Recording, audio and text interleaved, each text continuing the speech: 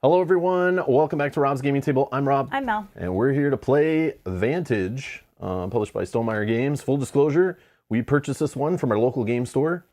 We did not back it on crowdfunding, nor could we have done that because it didn't exist. We weren't sent a copy by the publisher, and we're not being paid to play this except for by these very generous folks scrolling by right here who support the channel, allowing us to sit here on this holiday Monday playing Vantage with you guys. Thank you. Thank you for joining. Huge spoiler warning. Yeah, Mel, go ahead. You say whatever you're going to say. Thank you. I forgot to put in the chat, spoiler warning. Oh yeah, I guess. For this playthrough. And I'll pin this in the chat. Since we're playing live, like, people can pop in at any time, but we're going to spoil a whole bunch of stuff as we play. This game is a roguelike, single session, non-campaign, fully resets, but it's all about discovery, trial and error, banging your head against the wall, playing over and over again, failing and failing and failing until you start discovering how the game kind of works and how the world works and how all the bajillion cards in the box work. And yeah, Janet, thank you for being a member for 53 months. Thank you. Thank you for the super chat. Hey, good to see you. I'm looking forward to see what you think of this game. I'm going to try to save it for the end. We've played it. I'll tell you what we've done so far. Let me just get this here. No worries. Janet, how was your move? I hope it went well. We'll let Rob do that. Yeah, I just need to. Rabbit Hole Podcast, thank you so much for being a member for 33 months. Thank you. Louise. Thank you. Jeez Louise. Okay, is this... Also, hi everybody. I can't wait to play this myself. Nice. Okay. Yeah, we just got our copy, like, I think it came on Friday. It shipped a few days before that from our local game store, but, like, I just ordered it online and reserved it, like, many months ago, like, when it was announced, and I'll tell you why, and then I'll tell you why I thought we should pre-order this, and then reading in the rule book how it confirmed why we should pre-order this based on the many hundreds of other games that this is similar to that we've played on the channel. Probably not hundreds, I'm exaggerating, but not to mention all the video games that I've played off the channel. Lots of people coming in and saying hi. Hi, everybody, if we didn't specifically call you out. Yes. Okay, I'm pinning a message in the chat.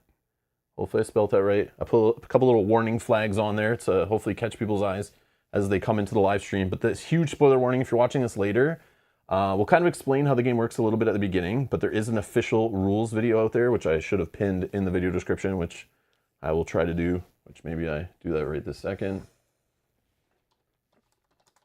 So I recommend going and watching that if you want like the full official rules. We're going to kind of just like skim over stuff. But we will play through. I'll do it after. I'll do it after. You'll be able to see the game as we play. Yeah, I'll explain stuff. We're going to play through it. It's going to show stuff. But the difference is like why I'm saying you might want to take off, go watch the rules, and then kind of make your purchase based on the rules. The rules are like pretty spoiler free. The official rules video, it's like I think like 40 minutes or something over on Watch It Played. And that will give you a better idea about the game. I was going to give my thoughts kind of up front what I think so far, and then we play through it and then give our thoughts how they feel after like playing it again. But I'll just wait to the end to give my thoughts on it. I'll try to do chapters maybe after the stream is done. I'll put chapters where you can jump maybe past our intro and then get to gameplay and then jump past that to get to our rants and stuff at the end. So then you can skip through the gameplay part. But it's like, I'm one to say, like, you need to kind of see the game work, or at least someone describe to you as spoiler-free as they can how it works before you make a decision on this game. Because, like, watching today's playthrough, I wouldn't watch too far in. Because, yeah, we're going to be just spoiling stuff and stuff that we've never seen. And we've played it a couple times, and we kept seeing new stuff. We saw some of the same stuff, but it's meant to be played a ton of times and just discover stuff. And then it resets. And it's like, it's a roguelike. If you don't know what that is, it's like, I don't know if they're in tabletop gaming too much other than ones that are board games based on the video games that are roguelikes. But a roguelike is like a game you play that fully resets every time you play. It's full of trial and error. You play it, you die, you try to get better, you try to learn new things, and then it fully resets. And there's a randomized seed kind of at the beginning. And in this game, it's dice rolling to determine, in this game, your random character, where you land on a planet. You're crashing on a planet. We're crashing separately on the planet, not knowing where the hell we are. until you played a bunch, then you might know kind of where you are. And then you're just trying to discover the local world in this game and get as far as you can until you fail or succeed or super succeed with an epic victory. But I wouldn't expect an epic victory your first handful of times, maybe more. I don't know. Unless you're playing the like easy modes and the like fully resetting every time somebody dies, you get like just fail forward. You know, you can do that in this game and just keep playing forever if you wanted to, by kind of house ruling it a little bit. But yeah, and then it just resets. Everything resets. It's not a roguelite where things carry forward like in Slay the Spire, one of our favorite deck building board games on the channel. Also an awesome video game, by the way. But that one, you unlock things. Yeah. Every time you play, you're progressing your copy of the game and just making it a little more different. But in this game, there is none of that. It's fully resetted every time. And then a random seed determines your random setup, your random start. And of course, your decisions throughout the game are kind of like random until you know what you're doing and learn the location more. And then it resets when you're done. No matter what happens, fully reset again. And you can play different player counts every time. You can play solo. Up to 6 players, I think this supports. Yeah. And yeah, there you go. That's kind of like what it is. So, but all the cards in it are like a surprise. Everything's you're not supposed to know, except for maybe the starting character and some examples they show in the rule book. But yeah, huge spoiler warning is all I'm trying to say for this. So if you want to purchase this game and get the most out of it, I would just look up the rules video, watch that, or listen to us explain kind of how it works at the beginning here before we get started. And we'll kind of give an overview of how kind of things mechanically work. From what we know, we haven't discovered everything in the game, every card type and everything, I'm sure. But yeah, I wouldn't watch past that if you don't want spoilers, because again, you buy this game and if you've already seeing one playthrough of it, I think is not the worst. No. Because there is, I don't know, like I think it's like 1,300 cards total or something like that. I don't know. It goes up to 17. But I don't know that. I think it skips a bunch. Oh, it jumps? I think they probably have like planned expansions or something. I think it jumps. I don't know. I think the rules said there's like 1,300 cards or the video or something. 1,300 cards in this game, like hundreds of locations, hundreds of like items and things you'll experience and stuff you'll discover, some puzzles and things. But when I looked at this game originally, when I looked it up when it was first announced and I read about it, then I watched some of the rules video and was like, okay, it basically looked to me like I don't know, kind of derogatory to say it this way, but it's like the Temu version of like Seventh Continent or Lands of Galzir.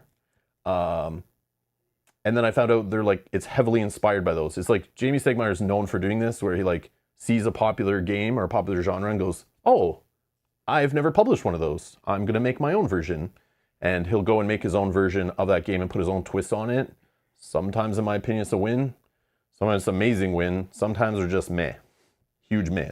But it's cool that he like tries to do something different. And he always is inspired by video games. So I think he's a video gamer too, which I can heavily relate to. So I do appreciate that, bringing some video game knowledge into the modern board gaming space to kind of mature it and improve it, like video games have over the years. They're kind of on the decline now, but that's a whole other rant. But anyways, but yeah, I looked at it like, and I've talked about this before when we play Lands of Galzir, Seventh Continent, Seventh Citadel, I don't know what else, Sleeping Gods. What else did we play? Sleeping Gods, Distant Skies. What else like that we played? Probably there's many, and I can't think of them all off the top of my head. But those are the games I thought of. And then I thought of like Zelda Breath of the Wild, which obviously like inspired some of that stuff. Like, you know, Red Dead Redemption, these kind of games, the open world, you know, Fallouts and that kind of stuff, where you're just like out in a world roaming around and discovering things, and some things are randomized and whatever. You're just adventuring and exploring in the game and discovering the world. Except for a lot of those don't reset on you. Like Earthborn Rangers too. Earthborn Rangers, yeah. Yes. And those are what I saw when I first looked at the game and was like, okay, we have to try this. And since it wasn't on crowdfunding, I'm like, it's going to my local game store and I can support them. Even another reason why I blindly purchased this game. So just so you understand where I'm coming from. And that's before we ever played it. But I knew it was inspired by those games, and we play a lot of those games on the channel. If you're interested in some of those other games, and you're like, you like this and you played this, go check out Lands of Galzir. It has a slick web app for it instead of an errata-filled bunch of books. You know, basically waste of paper. But yeah, it can use a slick web app, and you can get the story fully updated, in there. And it does the same thing, lots of skill checks, rolling dice, seeing what your results are, making some educated guesses on things. But that game, though, has a ever-progressing world. So this game fully resets. It's the same world every time, and if you go to card this number and choose this option, you're going to get this result. Once you play enough of this game, you'll start learning some of those, and especially if you take notes. In Lands of Galzier, you could do that, but then you make actual changes to the game, and cards change, and things leave the game. You can fully reset that game, too. You can play it for months and months, and then fully reset the world back to scratch, and then play it again with different players and stuff, and different characters, and evolve it. I get a super vibe from that game when I play this game, like from Lands of Galzier. And that game's like a couple years old now, I think. But that was the crowdfunding game. But that was really cool. And then I see in the chat some people asking like, oh, I want to hear Rob's, comparison, or like what he thinks compared to like 7th Citadel and 7th Continent. Those are like, how do I say this so sounding like an ass or rude, but it's like, those are real games, serious games, heavy, complex, hardcore AF. Like, those do not hold your hand. This game says it doesn't hold your hand, and it doesn't. But this is definitely a more lighter, who cares, it resets. Like, I don't know. This game is cool, I think, but from so far from a couple plays. But again, I hope it gets better. But yeah, 7th Continent and 7th Citadel are like their own monsters. Like, I don't know. I love those games, but they're not for everybody. They are not for everyone. This one could be more for everybody because it's a little less complicated, a little less hardcore, a little less unforgiving. But yeah, 7th Continent is like, and Citadel, those are like, I don't know. I would consider those like masterpieces of games, just the amount of effort, time, and stuff that goes into them, and the amount of like play and hours and like discovery, and yeah, the theme that those are into. It's like, yeah, it's definitely more like, I don't know how to say it, but I think you said it. I think I get it. They're just complex, unforgiving, hardcore games. This doesn't feel like a hardcore game. This feels more like a, more of a family version of those games, if that makes sense. Yeah. But not to say it's bad, it's just different, like for different audiences, I think. But I wouldn't compare them too much, other than this game was inspired by those with the discovery stuff. But yeah, I don't think anyone's rage quitting this game. Like, people literally rage quit 7th Citadel, like play it one time and then play through it a bit, stub their toe on something, get an infection, and die, and they're like, what the hell is this? I'm dead? Like, I gotta play it again? And then they play again and they know about stubbing their toe, which is the beauty of the game, and it's like, I'm just making up the stubbing your toe thing. Spoilers in that game too, but yeah, and then the next thing, they play again, and they're like, okay, I'm not gonna stub my toe this time, and you're playing for like a while, and then all of a sudden, like, ooh, there's a cave, and I have a torch, I'm gonna go in, and you're dead, and like, something killed you, and you're done, and it's like, oh my God, and people just sell their copy after that. They're just like, nope. But that game is like a whole different beast.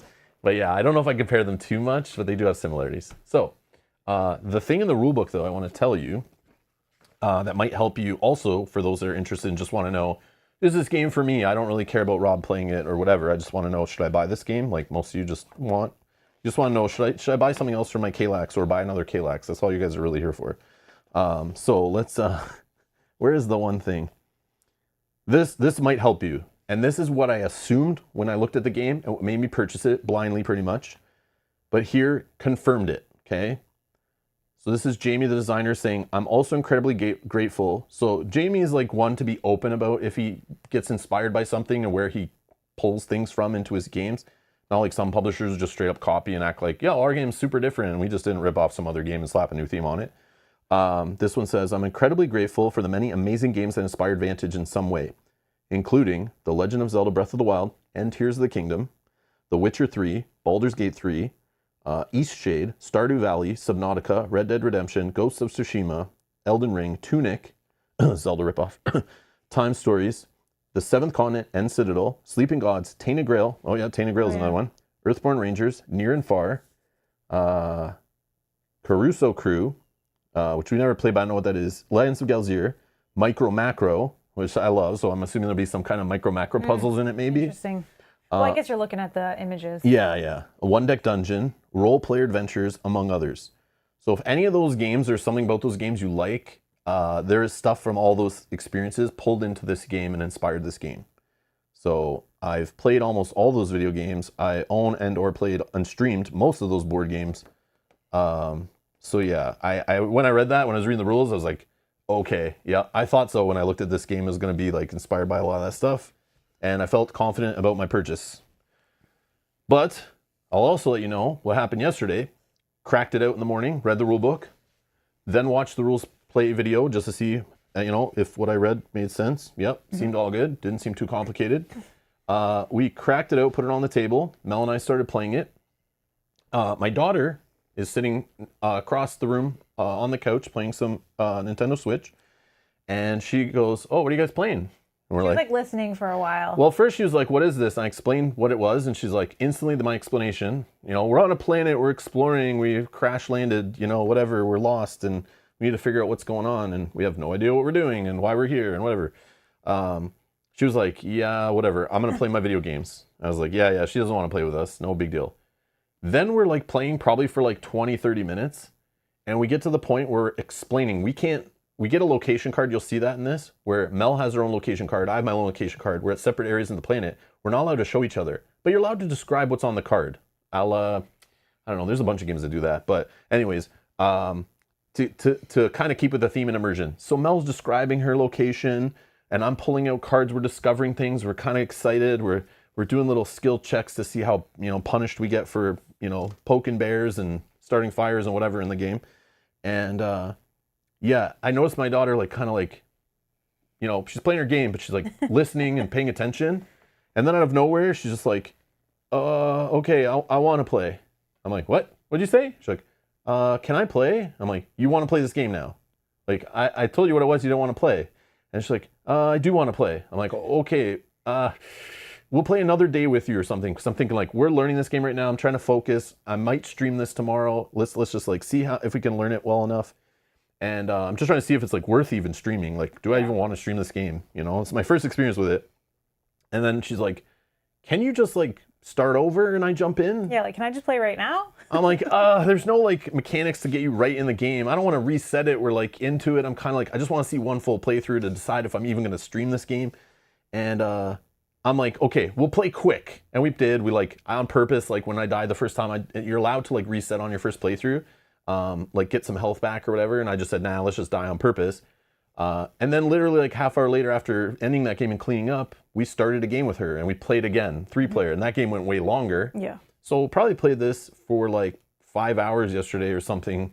And I wanted to play more. So if that helps you and you don't need to watch the rest of the video, there you go. But I'm excited to play more of it and discover more. It's interesting. I don't know if it has long-term staying power, if I'll care after a few playthroughs, but I'm definitely interested, but I do love most of those games I read. I want to play more Earthborn Rangers. I love Seventh Citadel, love Seventh Continent, Sleeping Gods, Distant Skies, all that stuff. Zelda, whatever, Red Dead Redemption, all that stuff is awesome. I love those type of things. So keep that in mind when I'm saying good things and bad things about the game. Those are my tastes. So, and you'll see that in our playlist section. We like to play lots of these story and long games, discovery games, like legacy style games with like, opening up things and discovering things. This has like a tiny little secret pack of cards in this that I'm assuming they're cards that we haven't opened yet, but you could open at some point if you discover how to do it. There's Book of Secrets, which again, we've heard that term in a bunch of games we played, including Dungeon Crawlers. I love when a game has a Book of Secrets that you'll rarely ever go in this book, but when you do, it's so exciting. You're like, yes, we got an entry in the Book of Secrets. We must have done something cool. There's also a Book of Vantages I've never opened. This supposedly has like maps in here. Based on one card I got in the game, spoilers I guess, that told me I could look in here, but only I could look in here. And the game ended before I did that action. I wish I did it so that I could see what was in here exactly. Well, it's but probably better that you didn't. Yeah, but you're not allowed to look inside unless instructed. So I have not. But again, we've only had this game open for like 24 hours or so. So yeah, so it's not been hard yet. But hopefully today I find a way to look into some of those books again because I want to. So yeah, there you go. There's the as best I can give away our feelings on the game up front, and then I'm going to rant about some stuff later that I discovered this morning, and we'll go into that later, but let's play the game. Let's see what chat's saying. And yeah, if you're new here, we like to get into our playthroughs really fast and quick, as you can tell. So We're just letting everyone come in. yeah, if you want to complain about how the gameplay didn't start until like 20, 30 an hour, you can do that in the comments down below. We appreciate that. I love hearing how, oh my God, what took so long to play this game? But yeah, we're doing this live. We like live form content. We like giving people more information than just playing the game. Even though it's labeled as a playthrough, it's kind of like a hangout, chat, overview, discussion, game player, consumer to consumer, gamer to gamer. Like, I'm going to give you some information that maybe some other videos and channels won't give you because they care more about their clicks and their length of their videos more than information that they give. So yeah, so that's what you get here. But you can scrub through it if you're watching later, which is totally fine, and I don't take offense to that. So I'll try to put chapters down below to skip to the gameplay and all that stuff later. And as Sakabra says, hey, Sakabra says, don't forget that like button. Yes, please click the like button. Helps people find the channel. We appreciate it. We try to do things a little different here. If you're new here, again, I don't usually do this, but it's just when we play a new game, I always forget that like there's people that first experience us, even though we've been doing this for like more than a decade or so. Yeah, there's people that maybe just find us. Yeah, this may be your first video. Yeah. Yeah. I can be sarcastic. I can be negative, ranty, fun, silly, all that stuff. That's me. And I'll be positive, uplifting. We're always going to try to win. Yeah, I'm yin, she's yang. Yeah. But yeah, always a way. We'll figure it out. But we are our own thing. We're just being ourselves. We're doing our own thing on YouTube. I do not watch other YouTube channels doing the same kind of content anymore. I don't want to be like them. I don't care to be like them. Don't tell me my video needs to be like them. Go to hell. There you go. So, but you can leave comments saying you should do more like this and more like this other channel, but I don't care. So there you go. If you don't like it, don't watch. I don't lose any sleep. We're all good. Just getting that out of the way up front. All right. Let's see here. But yeah, feel free to play along with us. If you are okay with spoilers and you never played before, or if you have played before, feel free to watch along, play along. Don't spoil anything for us if you know already. So like, you know, if you see a location I'm at and you're like, Rob, you should really do the something something action, nudge nudge, you know, don't do that. But you can, if you're like never played before, feel free to nudge and just for fun and like say things in the chat. We'll try to catch them. If you notice any rules goofs, feel free to call those out, point them out in the comments if you can to help other people learn from our mistakes in the future and stuff. This might not be the only playthrough we do of this because it is the kind of game that's meant to be very replayable. Hence what I've learned after playing twice yesterday. I can see how that's the case. It's even though it's just a single session game, it's not a campaign game, it's not a persistent world that keeps evolving or anything like that. Or an ever-changing world, I guess, or that kind of thing. But yeah, definitely, you're definitely meant to play it more than a handful of times. Our daughter did say she wants to play again. She was she was interested to play again. It started to go a little long, I noticed, and she was kind of losing a little bit of interest by the end. Because sometimes you can get kind of stuck, I think, and it's like not making sense what's happening, why it's happening, and and you're kind of like banging your head, but you're meant to feel that way and then play again and like, oh, I understand this area now. I understand the, you know, local inhabitants now. I understand what the animals or the, you know, flora and fauna and all that stuff might be like in this area now after going here before. I'm going to try some different things out. It might make more sense, but. Okay. A lot of just highs and there, nothing really. Hello, everyone. Welcome to the live stream. Thanks for tuning in. We didn't say hi to everybody individually. A lot more viewers. Yeah, I don't know if there's anything else I need to address before we get going. I'm sure stuff will pop in. But it's definitely a different kind of game. We haven't streamed a game like this in a little bit. And yeah, it's doing it live. It's going to be interesting, especially since there's so much stuff we don't know in the game. Like, I'm sure new cards will come out that have mechanics that we'll have to like look up and figure out on the fly, which I'm okay with playing this kind of blind. So yeah, because there are some kind of rules in the one book, right? That it says. Yeah, there's a glossary. Yes, I've never opened the glossary in the Book of Secrets, but there is. If you run into a certain card type, you're like, what the hell is this? You're meant to open the glossary. It's like kind of like a rules reference, little bunch of pages in the back of the Book of Secrets where you look things up in there if you have questions. But I do have the FAQ open on the web and ready to go. So yeah. Yeah, I did see the thing about the rules pop on their website. It was down this morning when I was trying to test the rules pop, but it looks like it's up now. But you can use the rules pop to look up story entries especially ones that are errated. Or if you're playing solo, that could help you feel a little bit like you don't know what's going to happen when you're making your rolls, but it's not that big a deal. So yeah. All right. Boom.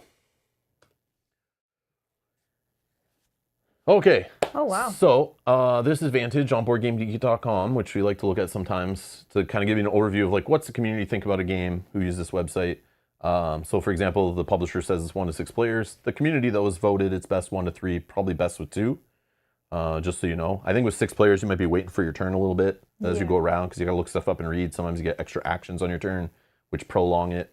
Sometimes you get quite a big tableau of cards in front of you and you've got lots of choices, so a little bit of analysis paralysis can come up depending on what's going on, but that's usually later in the game and that's not that bad. 120 to 180 minutes. I feel like you could end this game in like under an hour. Yeah, if you get if you're just messy and miss a few things and not understand fully how the rules are working. But community says 8+ players versus the 14 on the side of the box.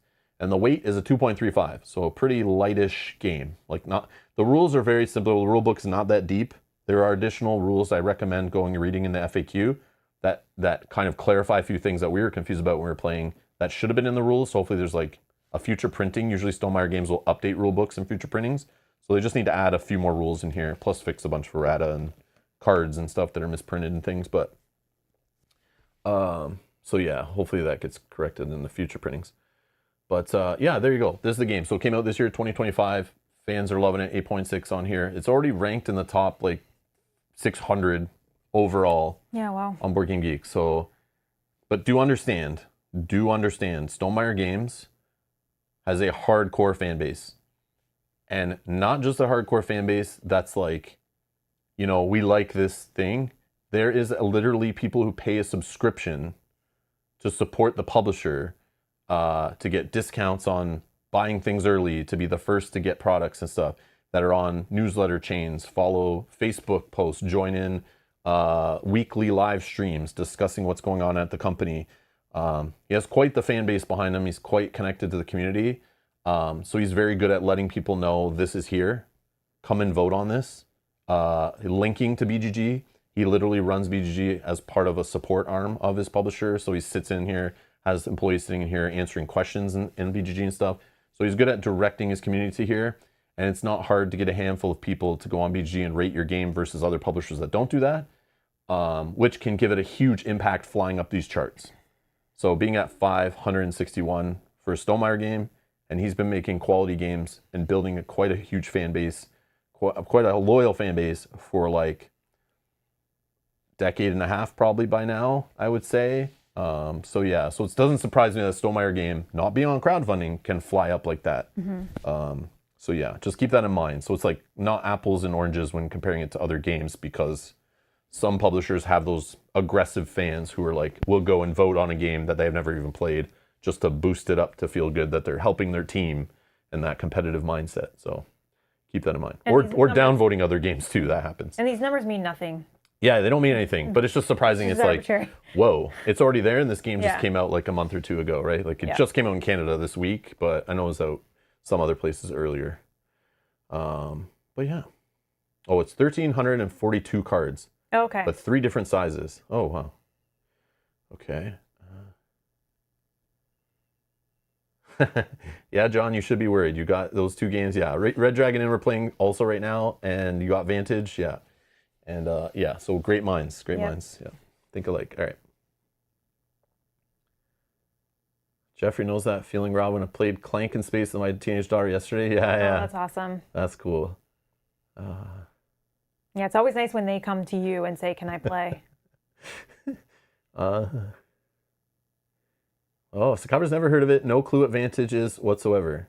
Okay. You're going to find out what it is here today for sure. And Nesbo says, to be frank, I'm primarily here for the rants and chat. I almost only have opportunity for distracted viewing while working, so it can be difficult to really follow the gameplay. That's fair. It's all good, Nesbo. All good. Okay, so. This is actually the kind of game you can listen to, right? Yeah. A lot of?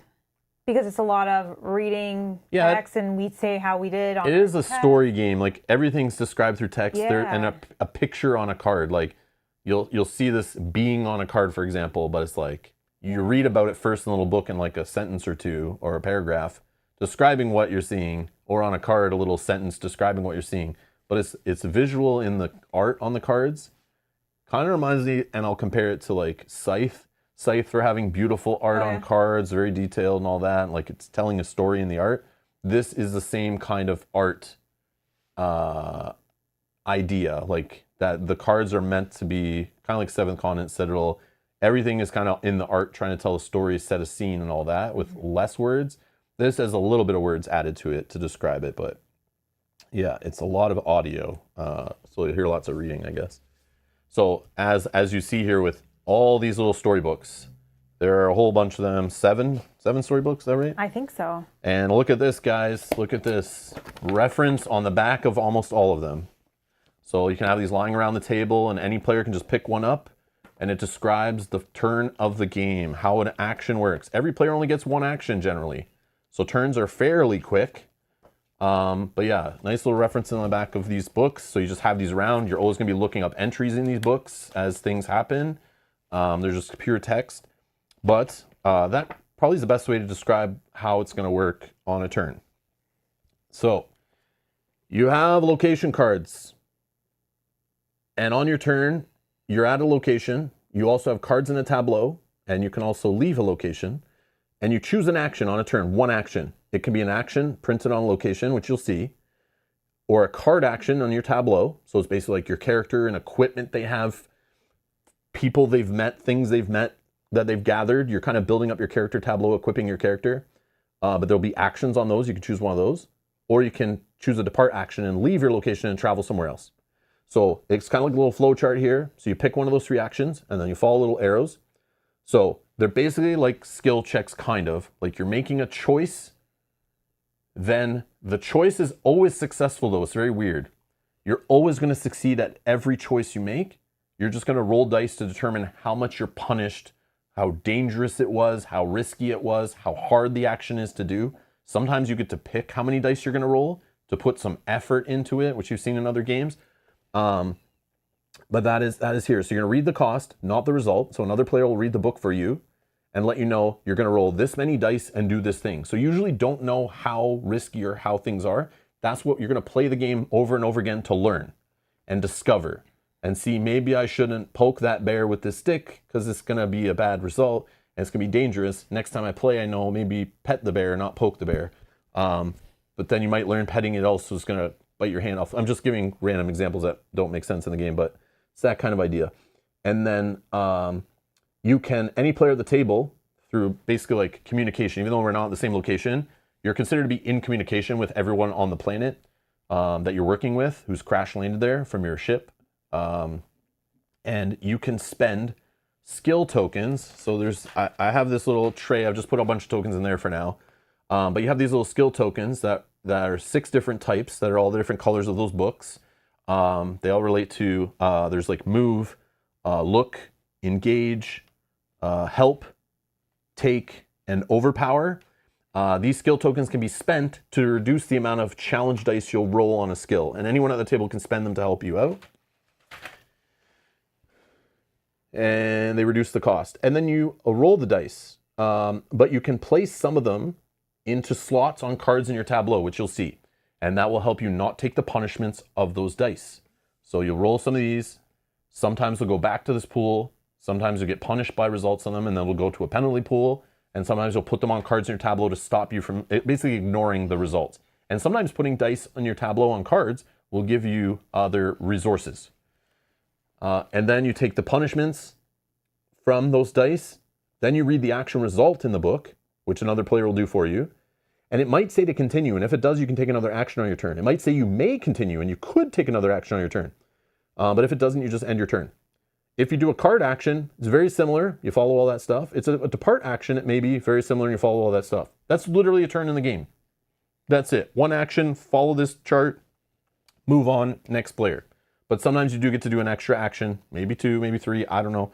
And then you go back to the top, choose something else, and go through it again. That's it. That's literally the whole game. But there are other things hidden in the game that we'll discover later, I'm sure. And there's a little boost mechanic of spending little wooden tokens and gaining them on cards in your tableau to spend them to do effects like re-rolling and things like that, that you'll see as we play. All right. Amanda did say the first time I played this, I got the 2 blue books mixed up and was literally caught in a loop, so be careful of that. Yeah, that's kind of weird. They put 2 blues. There's light blue and dark blue. They do have move and depart. I don't know. We haven't messed it up yet, but I did the very first time I went to reach for the blue book. Oh. I went, what the hell have they got 2 blue books for? That's kind of an oversight. They probably could have chose any other color to make the navigational things on the maps in the top right corner be something different on the location cards. But yeah, it's very weird. We'll be careful of that. Yeah. The other thing that should catch you from not doing that is in here, all the entries will have like north, south stuff beside them, or southeast, northeast, whatever, where these won't. I don't think. Yeah, I don't think so. They wouldn't do that. No, because it would be like the move keywords. Yeah, but that's also a little thing that you'd have to like catch and know. And on your first time playing, you wouldn't know to look for that probably. So yeah, I can see how that can be goofed up. But yeah, it is messy. I saw this in their errata. They put, yes, we do have 2 blue books, just FYI, look out for that. So they obviously have people complaining online and it's like, what the hell? So yeah. All right. One thing we got going on here, we have these little, I don't know what you call these, little holders to put our locations in. And we're going to put them so we can't see each other's card. But I have our stream that I can see what you guys can see on a monitor. And I need to do that so when we place cards in front of our tableau, which doesn't exist, that we don't place it off screen. Right. So what I'm going to do, I'm just opening up like an extra app on the computer, and I'm going to cover this section on our preview monitor. Oh, okay. It's just a last minute thought. I was like, oh crap, I could design something to blur it out on stream so people can't see our location. But I want you guys to see what we can see, sort of. And I can bring up our location cards or put them on screen. And then you guys can look at them like while Mel looks away. We can look at mine. Mm-hmm. You know, we've done this in other games. Usually on stream, we house rule those games to say everything's open information because we're trying to show you guys the game. But that does ruin some of the theme of the game and the immersion. So we're going to try to follow that. But everything else on the table in front of us is all public information to both players. Just literally the thing that's in the standee, the location you're at, is supposed to be hidden. But also the annoying part is you have one player in charge of pulling cards from the box.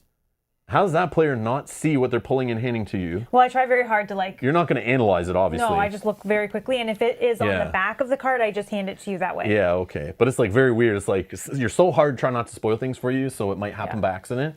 But I'm going to open up just a little app to kind of cover that area, sort of, just so at least we have a way to make sure our cards stay on screen. But if ever we put something off screen, just yell at us in the chat, let us know. I'm going to try to keep everything on screen here. Hopefully this area is big enough. And we'll try to figure it out. But yeah, so I'm just going to throw these here.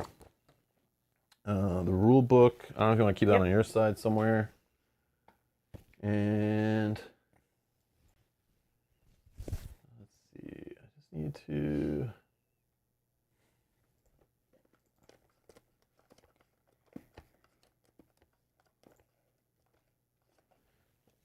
There it is. Okay. Yeah.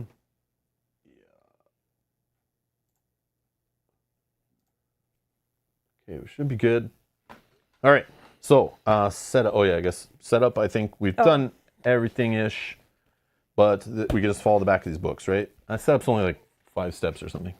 I got those cards. Place the board. All the tokens. Dice. Yeah, I got dice in here. 8 per player. 8 per game plus 2 per player. And we have to determine first player. Oh, yeah. Let's just do odds, evens. Okay. Whatever. You're odd. Yep. I'm evens.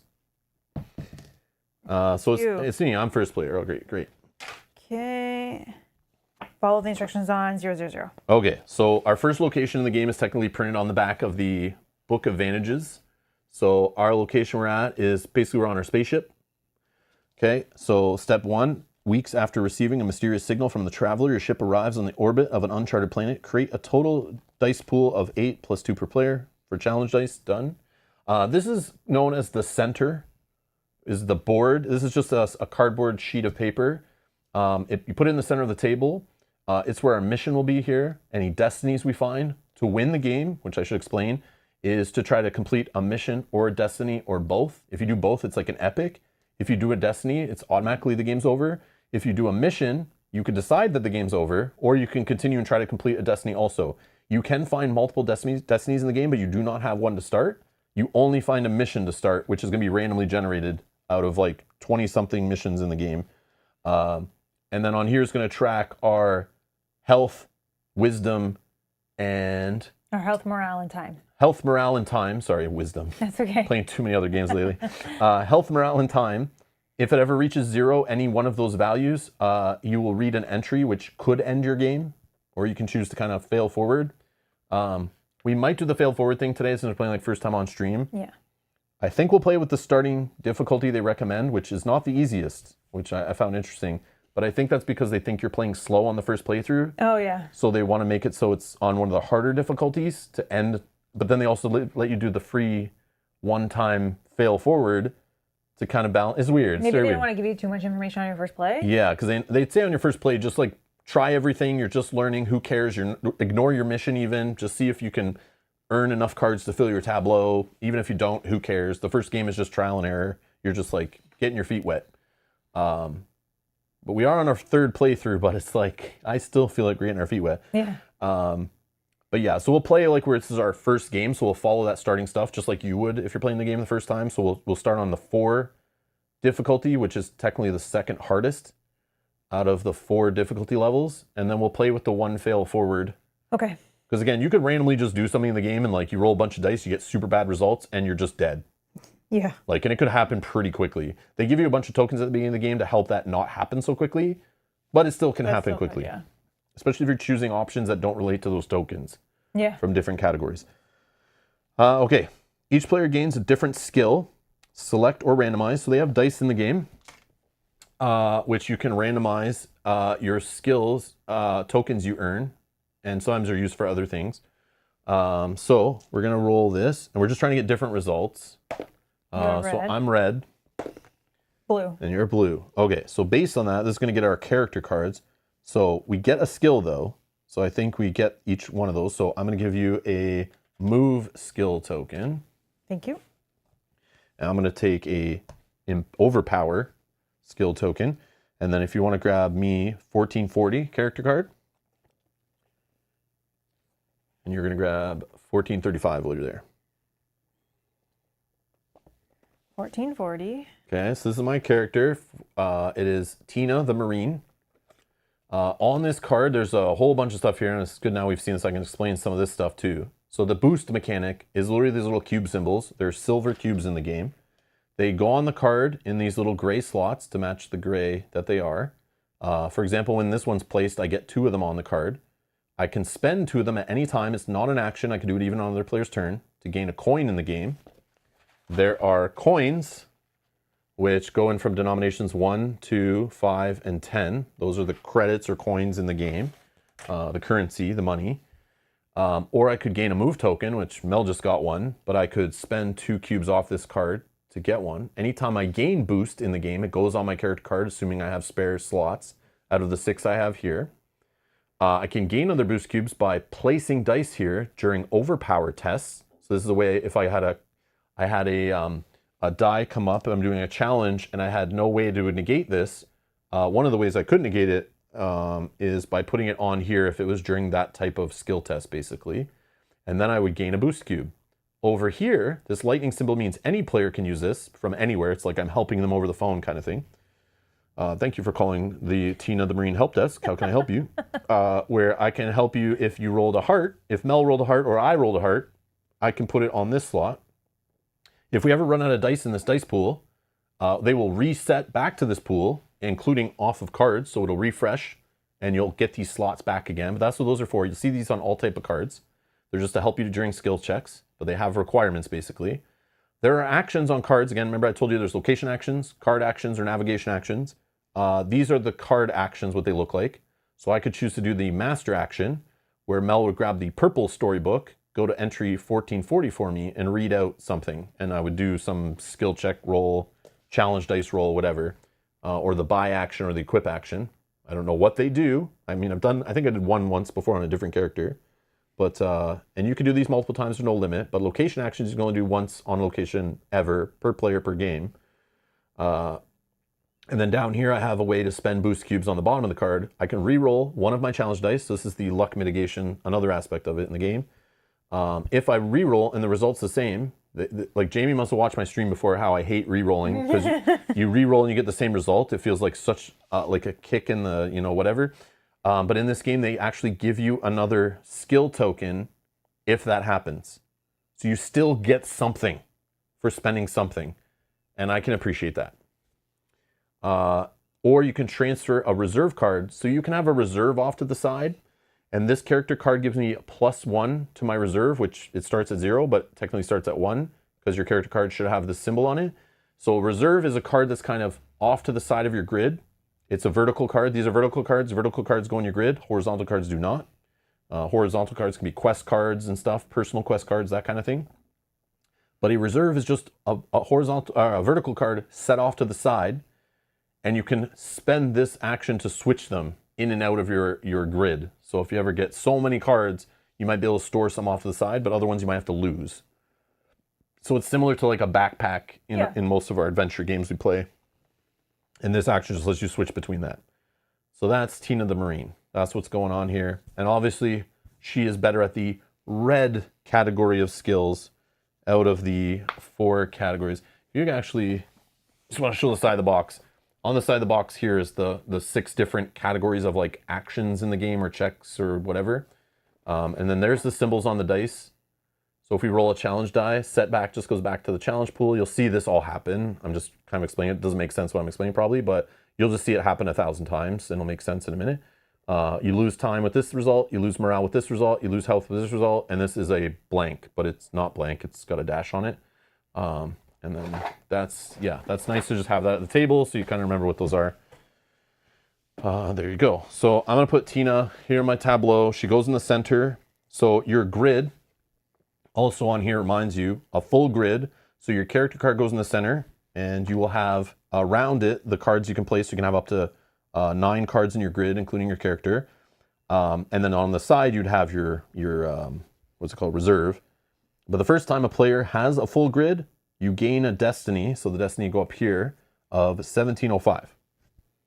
And again, you don't have to do the destiny, but if you can do a destiny, you can win the game. And if you do your mission and destiny, it's an epic victory. So that's what we're kind of working towards.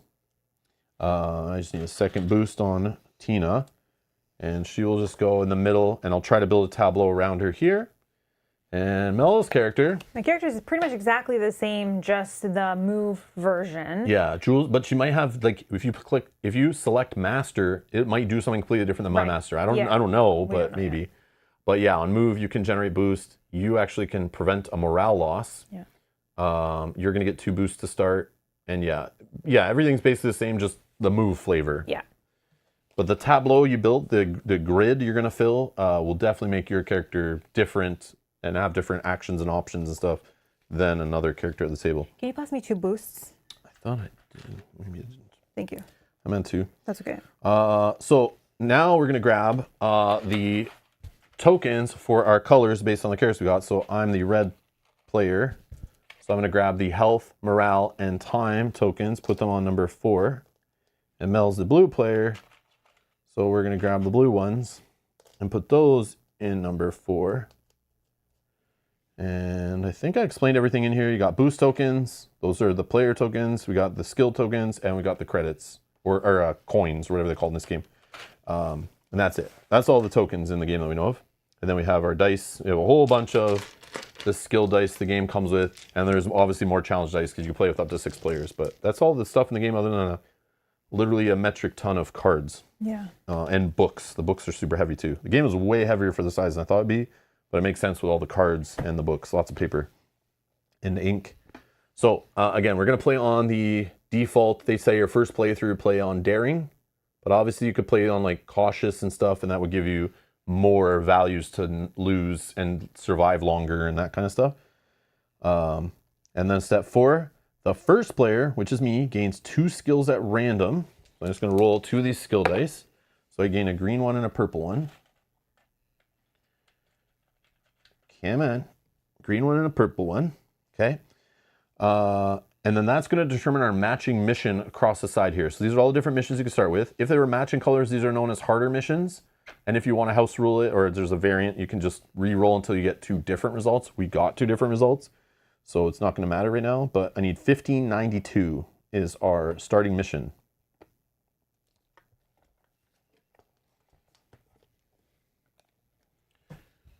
Okay, 1592, we're going to try to conquer an entire city. Oh my god, that sounds difficult. I don't know if we'll even get close to even seeing what any of this means. But you can choose to do actions on these cards also. While this is in the center, you can pivot, research, plead, or hone. It tells you in the rulebook on your first play or first plays, only do these actions if you're kind of feeling lost and you're really trying to get this done. But on your first playthrough or so, you might not care about the mission too much. Just get to learn the game, you know. But we're going to try, of course. But you only want to spend time on those and maybe hurt yourself picking some of these options if you really need a hint, is how it kind of describes it if I'm understanding it correctly in the rules. And there is an action on here, a overpower for 9 dice. So obviously if you can build up a bunch of overpower tokens, you can reduce the 9 dice you're going to roll, which is disgusting.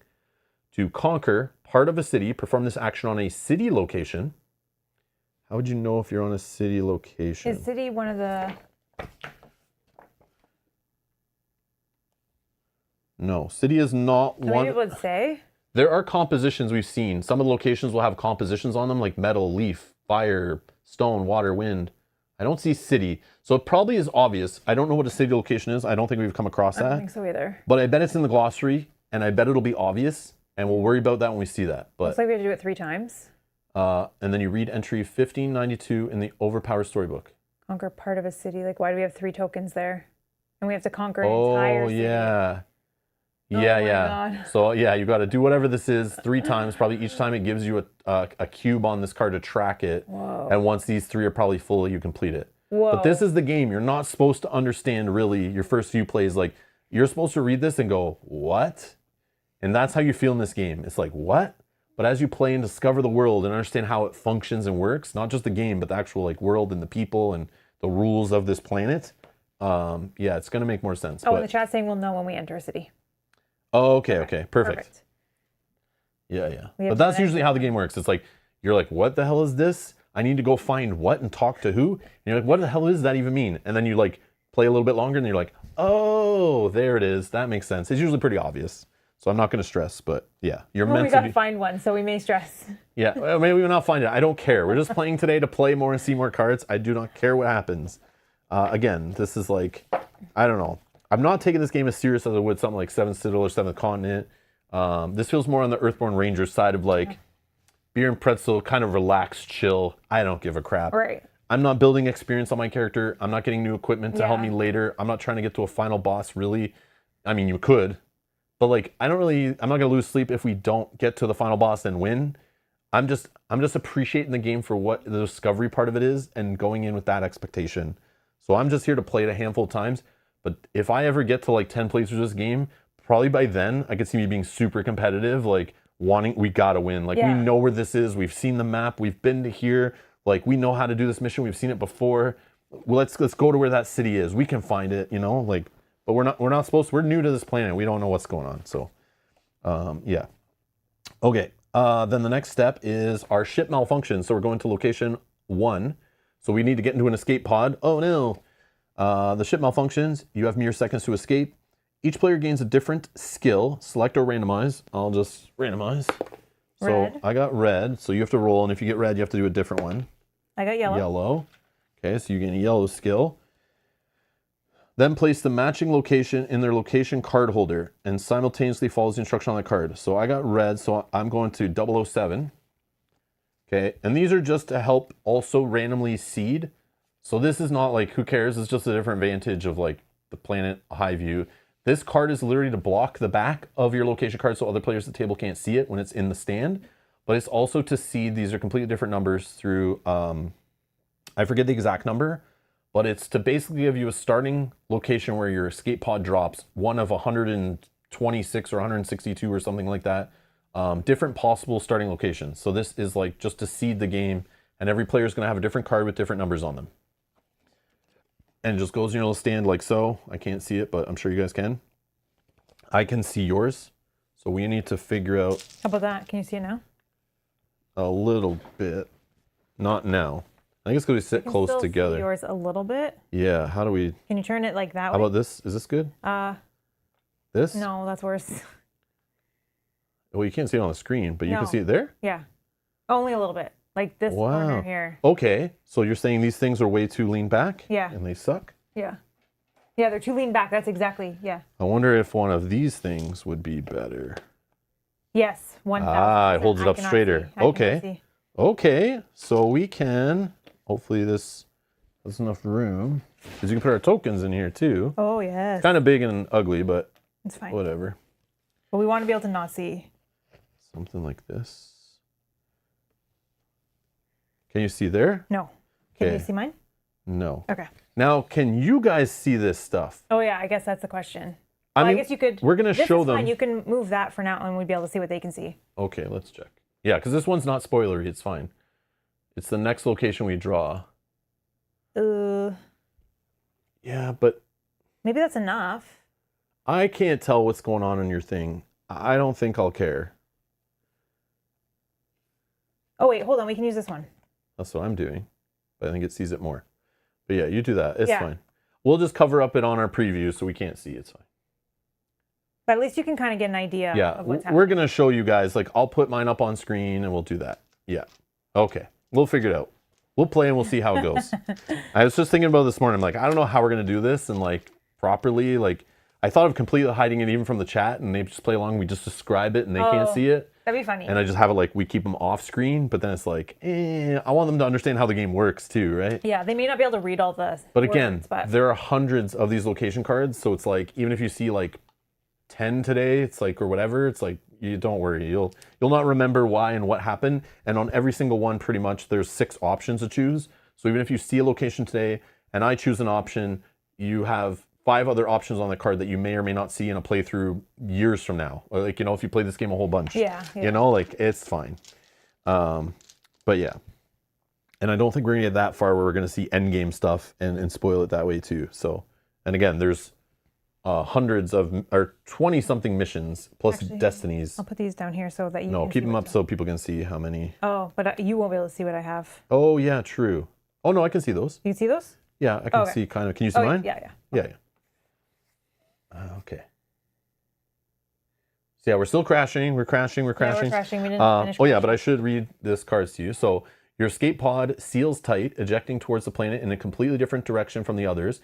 Gain 2 random skills and crash onto the matching location. You may reroll pairs to get an easier location. So again, if you have one of these pairs, are just like the missions, these are harder. So when you're experienced with the game, you're just like, who cares? You roll a pair, it's gonna be a tougher spot to land in. Probably like a more dangerous area on the planet. But we'll re-roll them today. I don't want to die quick. I want to have a fun long stream, and show you guys more of the game.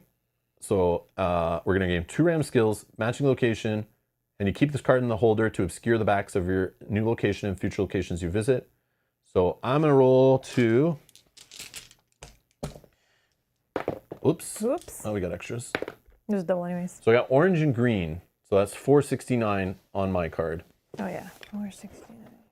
And we'll still use this to block the backs. That still works. Okay. So Mel's not going to look at the screen or over here. I'm going to show you guys a card. So here's like the art. Yeah, it's awesome. So this gives you an idea. I don't know. I've never seen this card. I don't know what the hell is going on here, but I'm going to describe it. I'll read this out. You're allowed to read this out. So an impressive piece of technology hovers over the left fork of the path. And it's like a D8 or a diamond kind of floating thing with like a power button symbol on it, which is the symbol for look. So this is probably telling me I should do a look challenge here or something related to look challenges. There's some kind of moose mutant creatures walking across the land. I see some little rock pillars in the distance. They're coming out of a forest. The forest has some like blue glowing stuff in it. I think the Ewoks might live here. And I could, based on what's happening here, I could push, focus, activate, broadcast, hack, or raise. So I'm assuming I could like focus on this. I could try to activate this. I could hack this. Whatever this is, I don't know. And here's the navigation options. So as an action on my turn, I could choose one of these things, or I can choose to navigate away.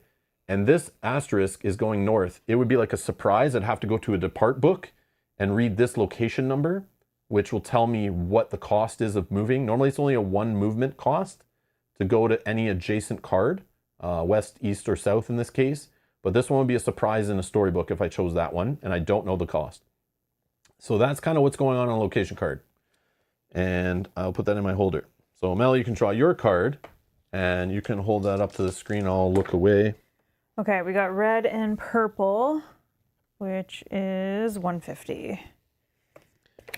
Sorry. So I'm on 469. So that's probably like far away from you, I assume. Yeah. Oh, and my adjacent cards are like in the 300s and 400s and 200s. So. Okay. So, this may So read the text, maybe? Yeah, sorry. With heat of the volcano at your back, a small animal flutters before you, a combination of flames and wings keeping it in the air. So sorry, I'm just trying to hold it so I can see everything with that box there. Okay, there we go. So it looks like I am over the water. There's a large, interesting shaped rock that is coming out of the water, and it has the yellow symbols.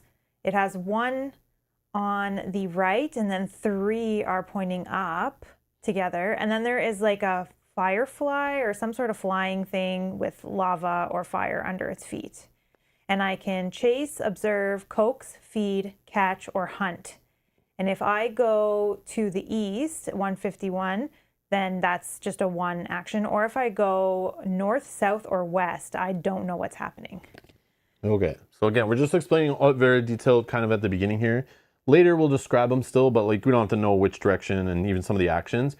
But the only thing that persists in this game going forward, and now this might make more sense, is information.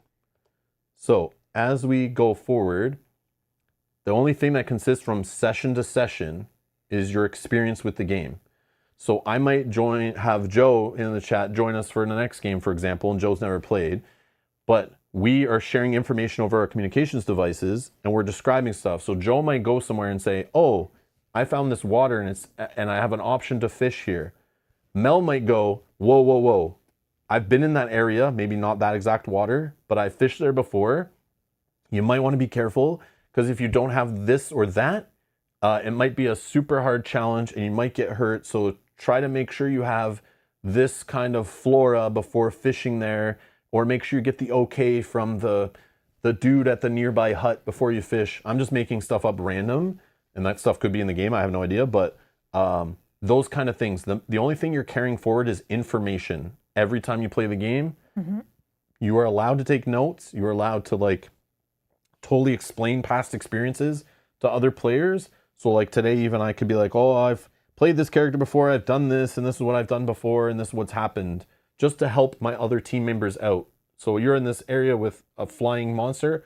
I've seen those flying monsters before. Blah, blah, blah. Like I could be like that kind of description. I don't think I know what that flying monster is, but it could be a similar one I've seen. Yeah. I don't know. 2 things. We need to get the tokens from what we rolled. Yes, we will get those. Oh yeah, sorry. Did I not do that? Mine doesn't look necessarily like a monster. So what was mine? Green and really purple? Scary looking. Yeah, we will grab our token. Sorry. Oh yeah, mine's green and orange. Yeah, sorry. I forgot. And then mine is red and purple. Still in the die tray. Red and purple. Yes, please. Thank you. Cool. You were first. Okay. So yeah, then it says here, each player should now have 2 skill tokens. 2 from this location and 2 from this location in step 2. And the first player should have 4. Yeah, and then we did this. And then okay, then we did that step. I see. Yeah, okay. So yeah, so it's 1 person has 6, 1 person has 4. Yep. Okay. So I'm going to just put the Book of Secrets and the Book of Vantages, which we may or may not open ever today, off to the side. Okay. And we got our other books nearby. Very colorful books. And I think we're good to go. So I'm first. You're first. So, my character is like wants to do these. Okay, can I steal one of these? Because I am in space. I am in fire. Oh, you have fire composition? Yeah. I don't know how that would matter to me right now, Just but letting you I know. It could be a thing. Huh. I don't know what I'm doing. I don't know what were to do. your options again? Say them again. I could push something. I don't know what I would be pushing. Maybe one of these creatures I see walking around. I could focus, which is just like a look action kind of. I can activate, which might be this floating thing I see in the sky. I don't know. Okay. Broadcasts. So it's probably some kind of like communication radio tower or something. But it's like floating. So I've seen a tower in this game before that looked like a radio tower. This does not look like that. So I don't know. And what is the symbol you said was on the card that you could? It's a look. Do you think that would? I don't know like why it shows those. Is it kind of hinting at new players to do them? Or is it like something we'll learn about later that's like part of a puzzle or something? Yeah, so for me, No like option to pet it? the way my symbols, like they're pointing north, like it's like 3 that are going up. So is that telling me I should go that direction? But is it these symbols like the Yeah, take? take, but they're upside down, pointing up. Yeah, so what the hell does that mean? Yeah, I don't know.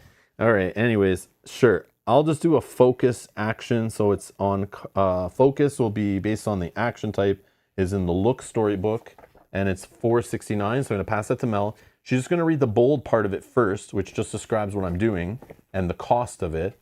And then I always am going to succeed unless I die, but you still could keep going. But all right. Okay, 469, X, focus on the rune. So I can focus on the rune, and X, what that means is I can spend from 1 to 6 challenge dice, I believe is what it is. And that's like my effort towards it. I only have 1 token to reduce that cost. I also have 1. Yeah. I'll just say 3. Okay. No, maybe I'll say 4. But I'm going to spend one of these tokens to reduce it. So I'm spending 4 as my effort, but I'm reducing the cost down to 3. I'll reduce 3, 1. So down to 2. Okay, so I'll roll 2 dice. Okay. And we'll see what's what. Oh. So these are both the return symbols. So they technically just go right back to here. So it's not too bad, but it sucks. We want to get them out of here. I know, but it's not the worst. Yeah, so I'll just take it. Wow, okay. Okay. Where was I? 469. Focus on the rune. Each player, including you, on a location with any rune, a skill icon within their vantage. A skill icon. Oh, okay, so that's both of us.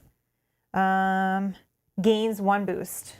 Oh, okay. So a boost, you gain a boost, it goes on your character. I have room for it. There's so. more. I also do. Oh, yeah. You're a person playing on the table. Yeah, okay. Okay, then you roll X die, What type X of dice? skill die, Skill and die? gain all results matching the rune on this location. So I said it was doing 4, right? It was my X? Yep. And you said it was what rune was it? I see the purple. So you get 1. So I get 1 skill of that? Yep. Also gain quest 1706 if a player doesn't already have it. Add it horizontally to your supply and place the first token on it. 1706. Wow, a lot happened there.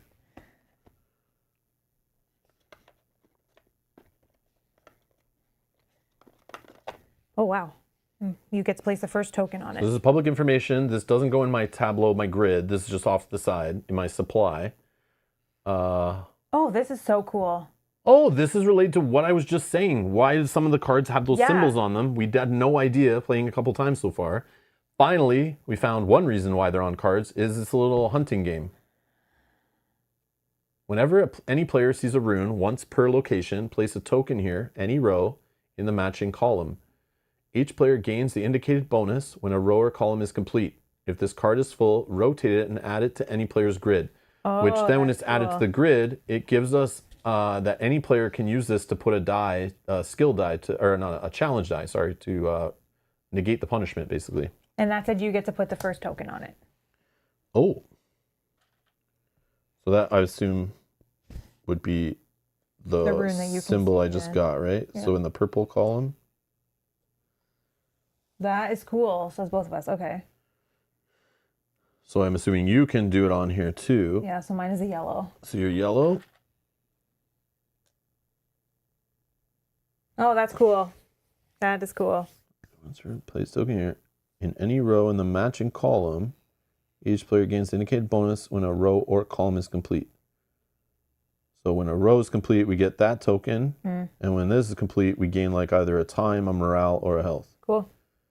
Okay, that's exciting. That's neat. That's exciting. It's like a little 7th continent looking for stuff on cards kind of gameplay, which I like. Okay, so I wonder if there's got to be more. That can't be the only thing that these symbols are No, for. and there's probably much. Yeah. Like many things, like there's tons of stuff in the game. But Yeah. I never knew before why those were on cards, but there could be other reasons, especially on the number of them you see on cards Yeah, because too. I see 4 on mine. Yeah, so there might be a whole other quest based on those or something, or a mission or something to find them.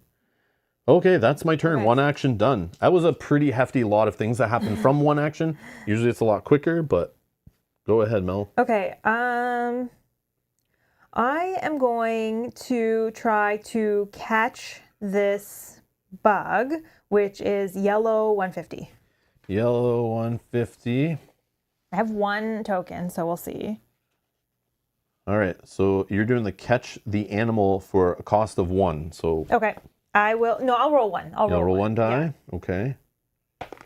Star, which I can place on my card here. Okay, so you don't take any punishment from that. Right. Sorry, what was the number again? I looked away. 150. 150. The winged beast evades you until a lucky grab snatches them out of the air. Roll 2 skill dice and gain all overpower results. Oh. 1. You got 1. Okay, like getting new stuff. Okay. And then suffer 1 heat damage unless you pay 1 overpower. So heat damage, you could for cold, heat, or hypoxia damage, you can either lose 1 health like this, or you can lose both a morale and a time. So it's your choice, or you just spend 1 overpower in this case. Yeah, you just got it. Because, Might as well. Yeah. Then gain animal 814. Oh, we get an animal. You got a friend. Got a friend. Or maybe not a friend until you tame it or the little something. bug I see. Oh, cool. It doesn't look too scary. So it also has a composition of fire. Okay. During those kind of tests, you could put a die here to gain a boost on here. It's a lava fly. It's wild animal, if that ever matters. Has 2 coin value for whatever the heck that means. We still don't know what that means in the game. And then you could spend 2 boosts off here if you get them there. The animal is now loyal to you, and you replace it with animal 815. So you got to kind of tame it, okay. and that'll make it better probably. Okay, so I can add this to my grid. Yeah, in any spot you want. And sometimes adjacency matters, and adjacency is only orthogonal, up, down, left, or right. And some cards will give you like boosts or help cards that are adjacent to them and stuff. So it might matter later. But yeah. Okay, we got a lava fly. So my turn, and remember, I can only choose 1 action on a location, period, in the game. But if Mel ever arrived at this location in the future and during this game, she could choose another action on it. But I'm not allowed to do it unless the previous action let me continue on the location. Then I could choose another one on that location, but it didn't. So my only options right now are do an action on my card or to navigate away from here. And I think this is kind of built in so that you can't just experience everything on location like we do in some games. Yeah. And you kind of burn out the first time you play through, you see too much. So this kind of prevents you from seeing a lot every time you play. So mechanically it kind of prolongs the replayability of the game.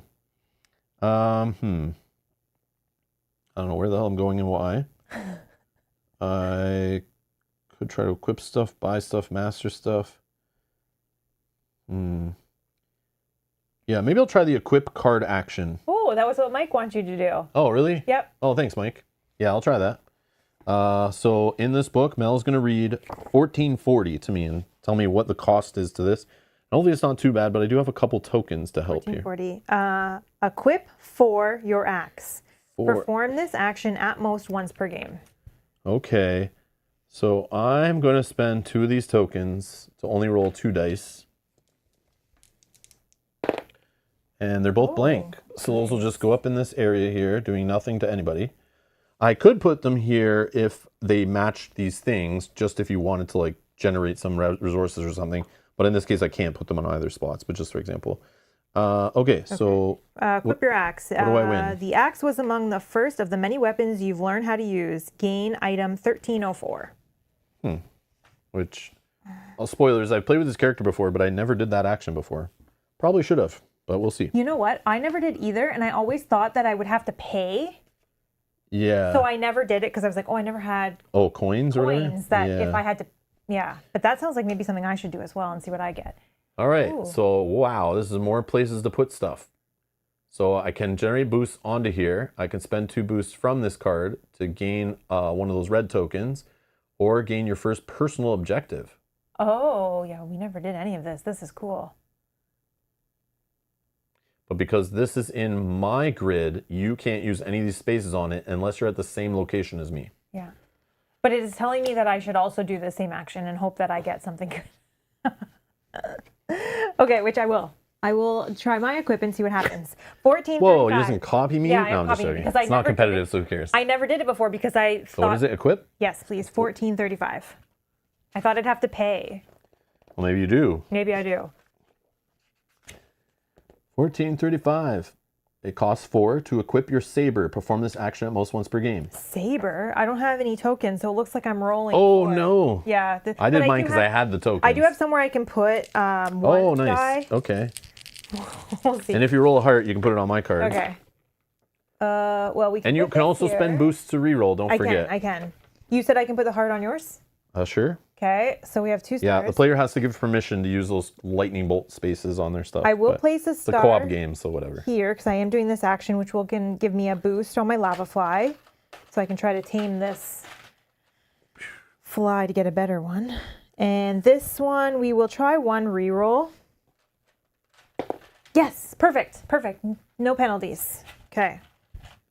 I'll put some boosts Oh, in thank here you. for Oh, you. yeah, perfect. You can grab them easier because they'll come off and onto cards over and over again. So That's a great idea. Thank you. put some boosts here. Okay, 135. I got it. 135? Yep. Or sorry, 1435. Oh, yeah, sorry. Sorry. I got to tell you the card number. Yeah. The saber feels like a little slice of home in your hands. Gain item $12.99. $12.99. Oh, Jose says equip is my favorite thing to start with now. Yeah, I know. Now I know. Yep, I'm sold. Oh, I guess I can hold. Do you want me to? Whatever. Oh, I can put it on the screen. yeah. This is public information, so whatever. Okay. Okay. So similar to mine, you get some extra stuff related to the your test you're like specialized at, Okay. Perfect. and you can gain your personal objective. Yes, it's the exact same as mine, but like we never did your that before, flavor so version of it. That's good to know. Let's put this here. Okay. Excuse me, That's you. sorry. Okay, your turn. A little slice. My turn. So I'm assuming buy it, you need to have credits. Maybe. So I'm not choosing that. Don't spoil it if you're watching. Master, I've done that one before on one of the characters I played, I think. Yeah, I did as But I well. don't remember what the hell it was. But I only have one look, so I'm not going to do that. I'm just going to go somewhere else, try a different action. So I've shown location action, card action. Now I'm going to do a depart action. If I go to a number, it's just a 1 move cost action. If I go to the star, if there's no star or no number, I can't go there. If I go to the star, we got to read it in a book to find out what surprises are involved and what the cost could be. I don't know where to go. I'm just going to go east. 235, please. And that costs 1 move, so I'll just roll 1 die for the move. I don't have any tokens to reduce it. And it's a blank, so we're good. So I'll give you this one back. So 235. Okay. And if you just want to look away for us. Yeah, sorry, Or just not look up. I'm not I'll do looking it quick up. I here. Took this. So out, but- on here, I have the traveler talking to me. I always find it energizing to walk through the swamp. It's in a kind of a foresty swamp thing. There's some glowing orbs in the back, some chains hanging from the trees with lanterns on them. The traveler's just walking around. You've seen the traveler before. It's a little Zelda-looking character, or Final Fantasy-looking character. I don't know. I can wander, learn, consult, offer, gather, dig, and then that's all I really can explain. I don't know what's going on here, but Do you see any symbols? no. Okay. Unless chat tells me otherwise, but I didn't see any. No. No. Okay. That's my action. That's it. It's done. That's my action on the turn. Mel, your turn. I'm also going to depart. If I go east, I'm going to 151. Any other result, I have to go to the book. I think I'm going to go east 151, which I think is on the back of this card. Yeah. Okay, do you want to look away for a second? Yep. Oh, interesting. Okay. You can, hold on. I'm not looking at you. I'm just, no, but then I can yeah, see let's yours. just do that. But then Who I can cares? see your card. But you can barely see it, Okay. right? Yeah. The large rune adorns a natural stone arch. To the south, a city on an island burns to ashes. Oh, okay. So I can see a rune. We'll get to that after. But it looks like it is a rock with an arch, and it looks actually like a hole. And it looks like a big long arch that I can't really tell where it is, but it's going to the east. I can climb, focus, commune, relax, bathe, or fish. Okay, and I can see the orange rune. So I'll put that down so we can... Orange? Yep. Oh, yeah, you don't get it, right? We just fill it Yeah. in, boost Q. Oh, and I can see some birds in the sky as well. It's very... Daniel, member for 35 months. Hello, future Rob and Mel. Starting from the beginning. Hope all is well. Oh yeah, I didn't pay for my travel. Thank you for time traveling to the present, Daniel. I appreciate it. When you catch up to the present, hello from the future. So I'll put here and gain a boost. Did you pay for your travel? Yeah, I rolled my die yeah. and There, and I it just was did mine. blank. I'd forgotten. I just pulled my card out.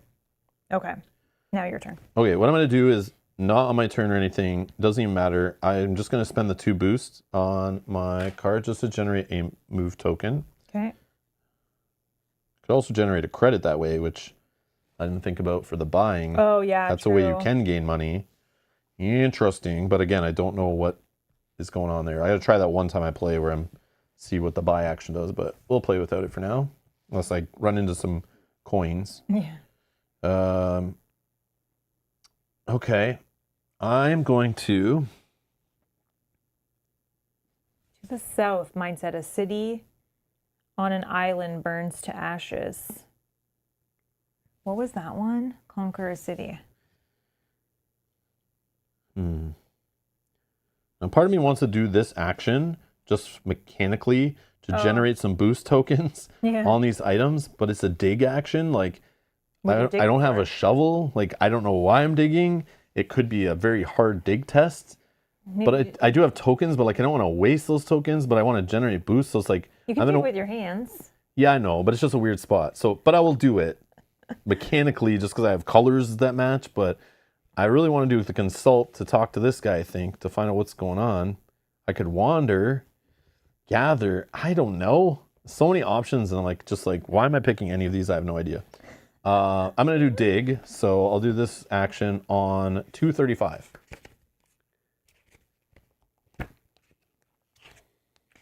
$235. Dig 1. Dig into the grassy patch at your feet. Oh, 1? Dig 1. Yeah. Oh, that's nothing. It's blank anyway. I could, even though it's blank, I can put it on here to generate a boost, which I will since we're close to resetting, which will clear off the cards. I'm actually gonna put it on my axe though, because I bet it's harder to get boosts on there. Okay. Okay. Several meters underground, you feel a sense of satisfaction and strength. Gain 1 health and 1 boost. 1 health, Then there's 1 boost. When you gain a boost from a location action thingy, it always goes on your character. Okay. You may either stop or continue with an overpower 2 dig action to go deeper. Let's keep going. Okay. Overpower 2 action. So I'm gonna grab the 2, roll those. So I got a star and a morale and a time. Now I can put 1 here. Do I want to lose one of these, or do I want to re-roll 1? I'll re-roll. Let's re-roll. Doesn't really matter. It's about the same. Maybe I'll re-roll the time to a reset. Okay, I'll have this go back here. This one I'll put here to generate a boost onto here. Okay. A solid material halts your progress, and you excavate a small box containing an old card.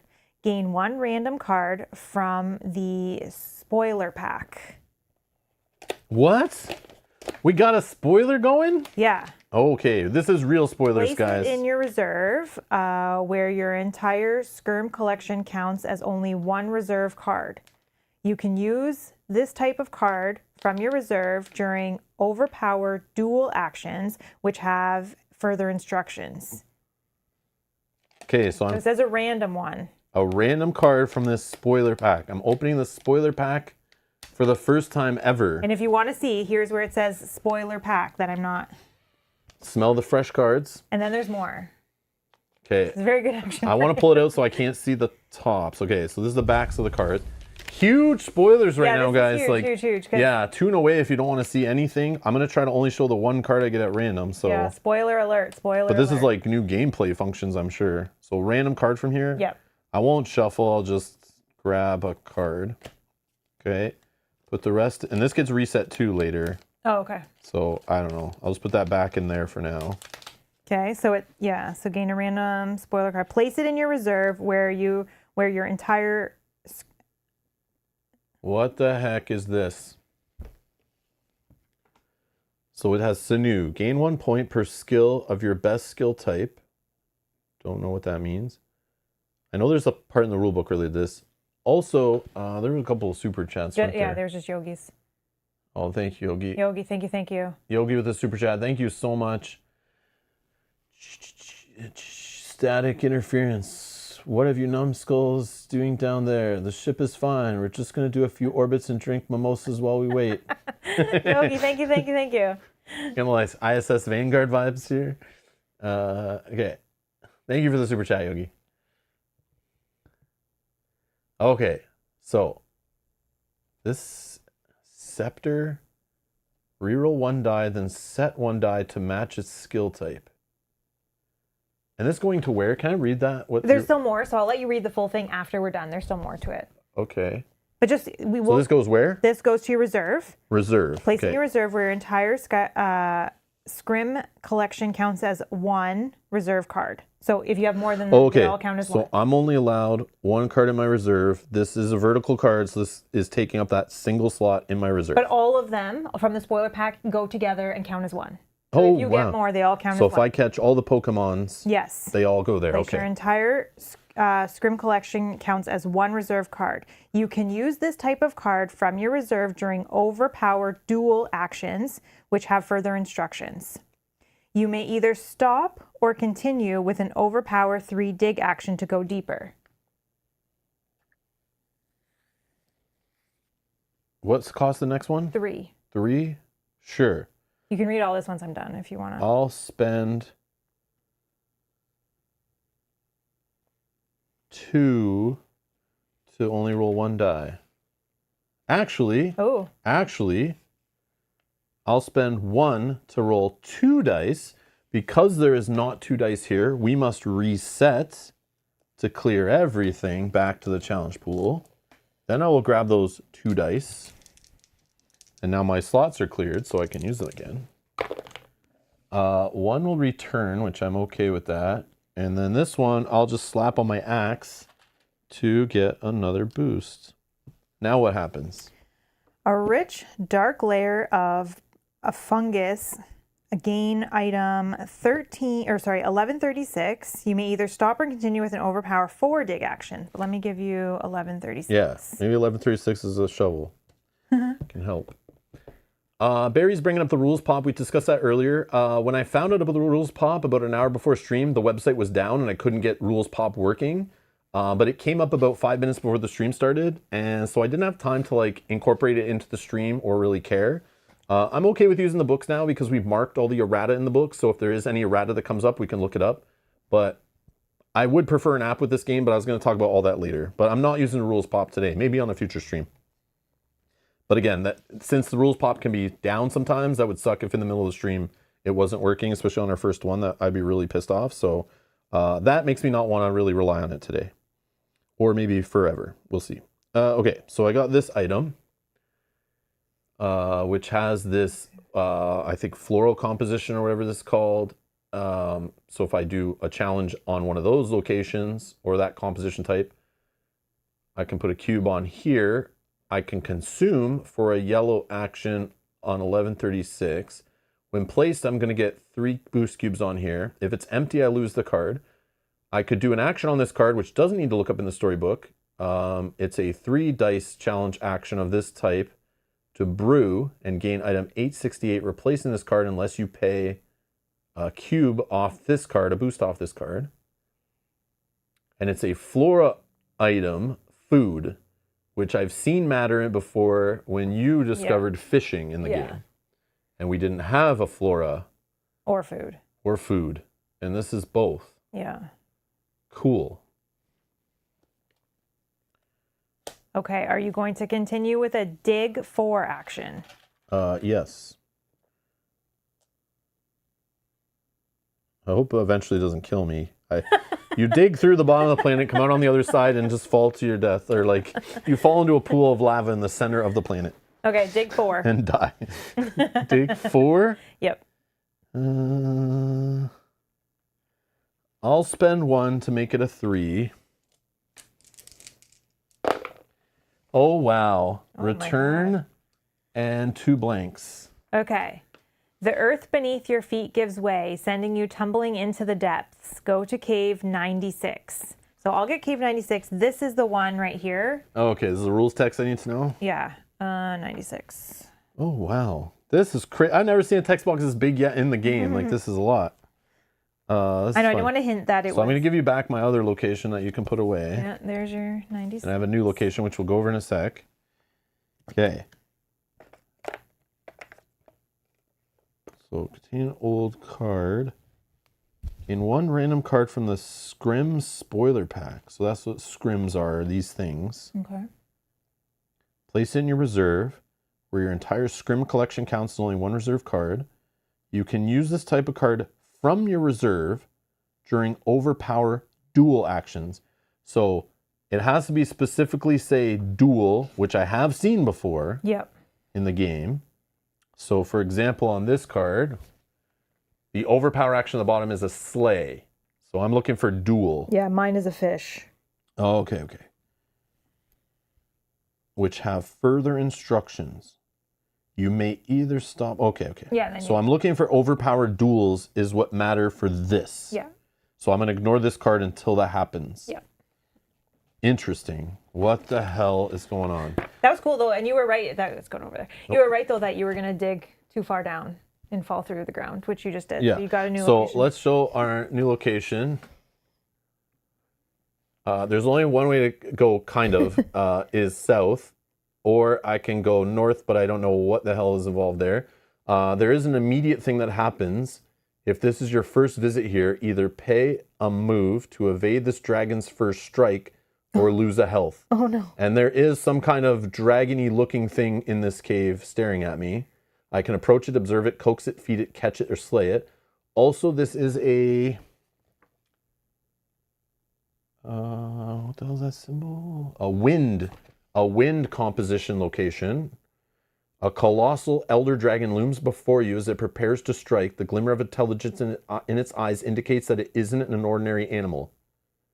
So I basically found Smaug the dragon. And I need to find his treasure. So I must pay a move to evade the dragon's first strike or lose a health. I will pay the move. You can have it. Do you see any symbols? No. No. Okay. It is quite dark down here. Okay, that was exciting. So that's a long ass turn, and it only was 1 action technically. Yeah. I know it kept giving me other actions, but it wasn't like a normal continue. Yeah. Which I thought those were the longest turns that could be, but that was long. Wow. That was cool though. Yeah, I started catching the Pokemons. Okay, so on my location I can climb, focus, commune, relax, bathe, or fish. So in my experience with this game, things that tell you relax, bathe, they could give you health, time, morale, things like that. So I don't know if that, I don't necessarily need, because I haven't lost, but we can go above up to 6. So I may, maybe having more of a resource is not bad. But then I'm not getting any information per se.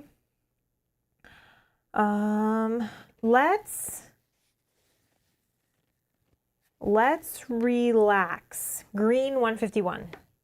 I'm gonna relax. See if I can get some time or something. Which number? 151.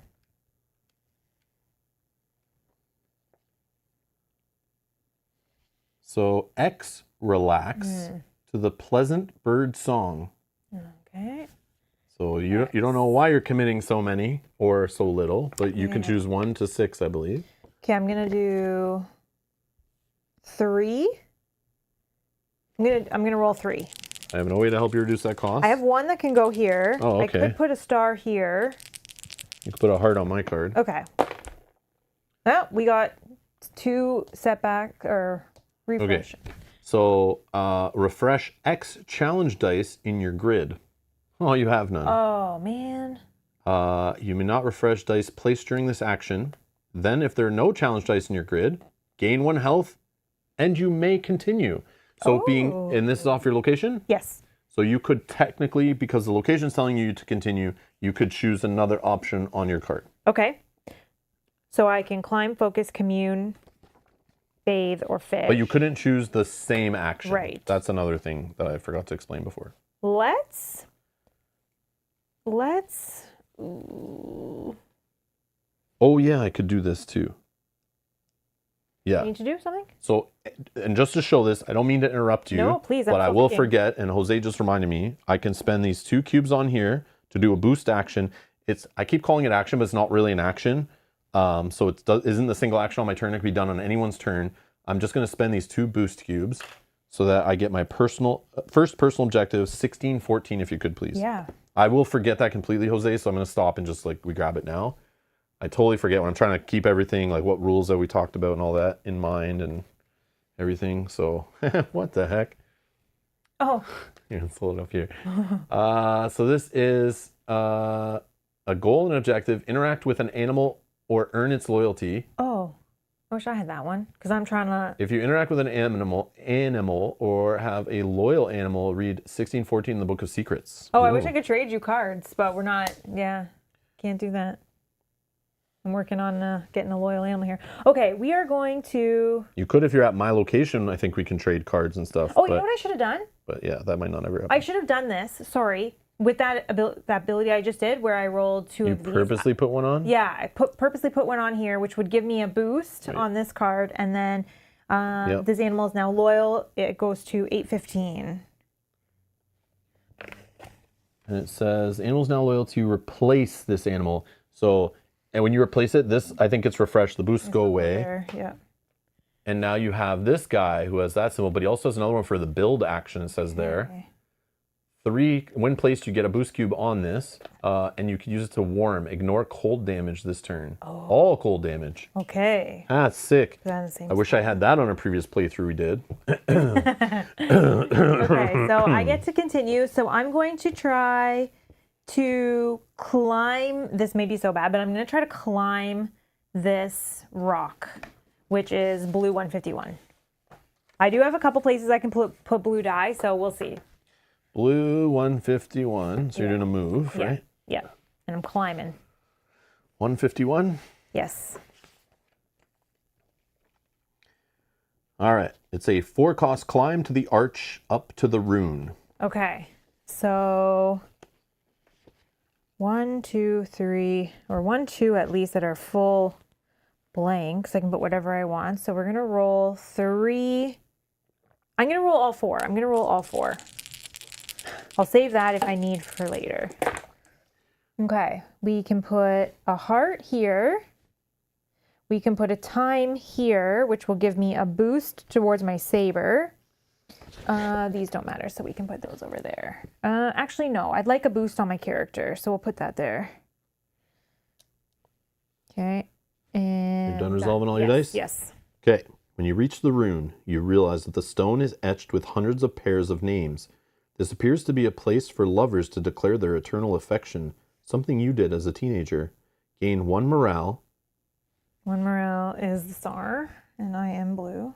Okay. And 1 boost. 1 boost. Also soak in the view around you by viewing page 37 of the Book of Vantages. Yes, I went high enough I can see more. Okay. 37? And you are not allowed to show anyone else this. I read about this morning. If you ever get to look in this book, only you can look at this book. So I'm not even going to show chat. I wouldn't even show chat. Okay, I'll back up. So what page was it again, I said? 37, I think. 151, right? Yes. 37. Book Advantages. Take your time. Okay, and I'm gonna even open it. I think you can describe what you see, but I'm not even sure. I can look it up in the rules just Okay, quickly. and I'll look at it. Oh, interesting. Oh my god. Oh my god.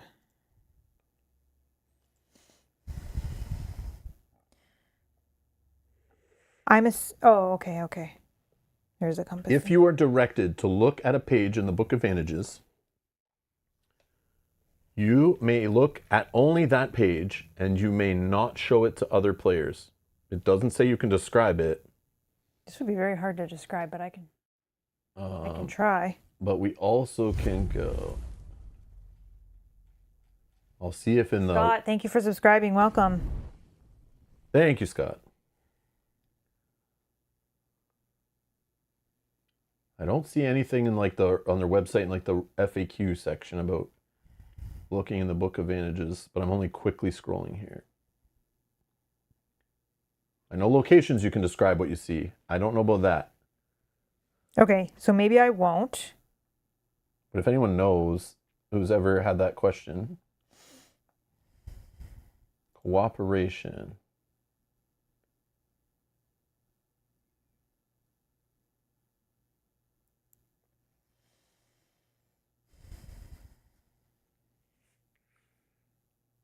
This is pretty crazy. It does say in the cooperative section, they do describe it that these are all the ways you can cooperate: through skill tokens, skill dice, impact dice slots, shared challenge dice, actions with benefits that help all players, completing a mission and or a destiny, and all the shared discoveries and information about the world. Shared knowledge is power. Okay, so I think I can kind of describe. Yeah. Okay, so I'm in region G. That's what I can see to my north. The compass is pointing north, so I'm looking out, and this is what I can see. So right in front of me, seems like it's pretty safe. It's like green. It looks like there may be some sort of inhabitants in front of me if I went north. Is it a city? It's hard to tell. We're looking for a city. Yeah, I would not probably say it's a city, but it looks like people live there. Okay. I would not go northeast because it looks like Mordor. So don't go there. We must take the ring. If you go northwest, it looks like there's definitely possibly a city there. Well, there you gotta go. Yeah, that's probably where I would probably go. Maybe there's a city. There's some. Okay. Yeah, that's probably where I would go if I was guessing. I would probably start going north and then head west. I would not go northeast from where I am. It looks deadly. Yeah, it definitely looks like you're going to see Sauron for sure. Damn. All right. There was so much on that page though. Wow. Yeah, Mel. Wow. And Joseph says Mel is leading us straight to Sauron himself. Yeah, she could be lying to us. I'm definitely not. What number are you on? I'm on cave, 96. Right? Oh yeah, you're in a cave. Yeah, somewhere. I'm in the middle of the earth. Okay. Or the planet, I should say. I'm in the middle of the planet somewhere. Okay. Well below ground.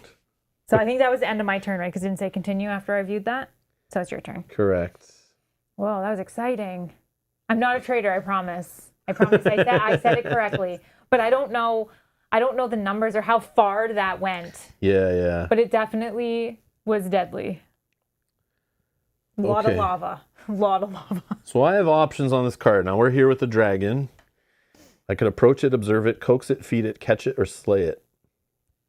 I feel like I should be choosing slay based on that being the option of overpower. I do still have a star spot available. I have a heart here. I have one I could put here. And I have one red token. A slay is probably a lot of dice. There's 4 here. Maybe it's higher. Yeah. Oh, you have a token? I have 1 token, yep. Slaying would be funny, but it might... Maybe you get some sort of like pelt or bone skull thing you can wear. I could feed it for fun, but is feeding a dragon hiding here bad? Does that become your friend? But it also has intelligence, has glimmer of intelligence, has eyes, that it isn't an ordinary animal. So I probably shouldn't try to kill it. Maybe I could approach it, coax it, catch it. I don't want to catch it. I caught it, and look what happened when I caught mine. Yeah. I caught it. Yeah, maybe I get to ride this dragon through I can go anywhere on the planet by using the tunnel networks by riding on the back of it. Yeah, okay. Feed it your mushroom. True. Oh, yeah, that's what Jose says too. It's not this composition, so I couldn't use this symbol on it, which I'm kind of scared at. But it might. I should have brewed. Food. I can actually right now. Yeah. I could brew as my action. Yeah. But I don't have any of those tokens either. Gain item 868. Replacing this card unless you pay. Yeah, the feed it though might just say if you have a boost on a food. Yeah, maybe. Damn.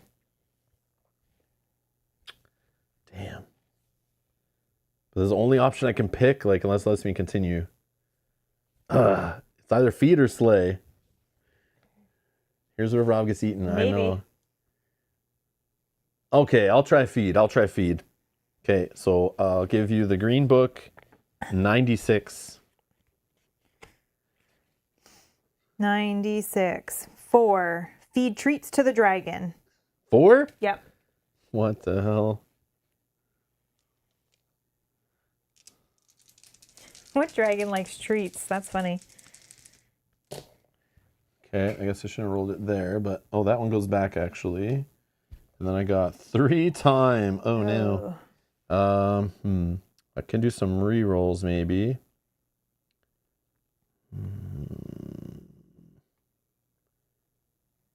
Yeah, let's re-roll one of these time. Okay, that's a blank. That's good. I'll re-roll another one. Oh, sorry. You can put here if you want. Sure. Especially because we're going to reset.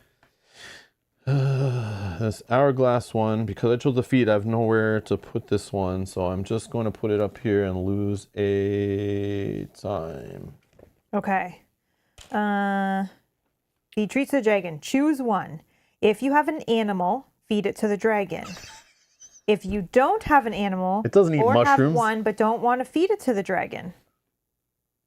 Do you have an animal? No. Okay. If you don't have one or don't want to feed it, the dragon strikes at you again. Roll 4 skill die and gain all move results. So you're 4 skill die. Yep, and gain all move. None. Okay. Damn. Then it says lose 1 health unless you pay 1 move. But so paying move, I could do this, or I have to pay the token probably, right? You have to pay the token, I think. I don't have any tokens. Okay. So I lose a health? Yep. Maybe you can roll. Maybe you can roll. That would make sense because paying. Like we pay move We to pay move with on the skills. cards. Yeah. Like you have to pay 1 move, so we roll or. No, it's probably a skill. You can do either. Oh, you can do either, Joseph? Yeah, I can roll? Yeah, that would make sense. Okay, I'll roll. A heart. I can put that here. Okay. Then you're good. Wow. So I can only feed it straight up animals, not. It doesn't want freaking. It doesn't eat veggies. You idiots in the. Who told me to try to feed this thing mushrooms? I should have tried to slay it. Damn it. Next game. Yeah. Okay, my turn. Oh, so dumb. Can't do that. Warm. Nope, that's good. I am going to just spend 2 boosts off of my character card to gain a move. If you'll pass me a move. Just that. Yeah. Okay, and then we're going to move, which I will just pay that move. We're going to move east because east looked better. No, it's 151. Nope. I'm good. Oh, that's back where I was. Jackpot Man's been a member for 44 months. This is really a stream with a view. You like this Vantage? Okay, I'm taking that back. I'm taking that back. Okay. I'm going to do a move with an asterisk north. So you'll need to get from the book. To depart? Yeah. What number card? 151 north. 151. So we're doing our first we don't know what's going on move. Yeah, because I don't want to go back where I came.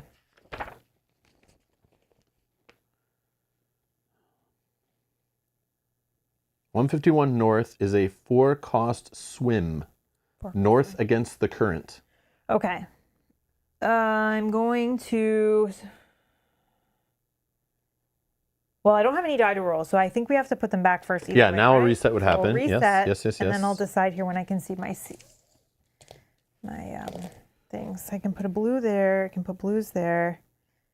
Well, is it happening no matter what? Oh, you want to spend? Yeah, let's just spend 1. I'll roll 3. Okay. Oh, we got all blanks. The formation gives you a strong reminder of the old duck or rabbit optical illusion. Go to 156. 156. And thank you for subscribing, Scott. Thank you so much. Welcome to the channel. Okay. Is Damn. that it? Okay, I'll look away. You describe and read and do all your stuff. Okay.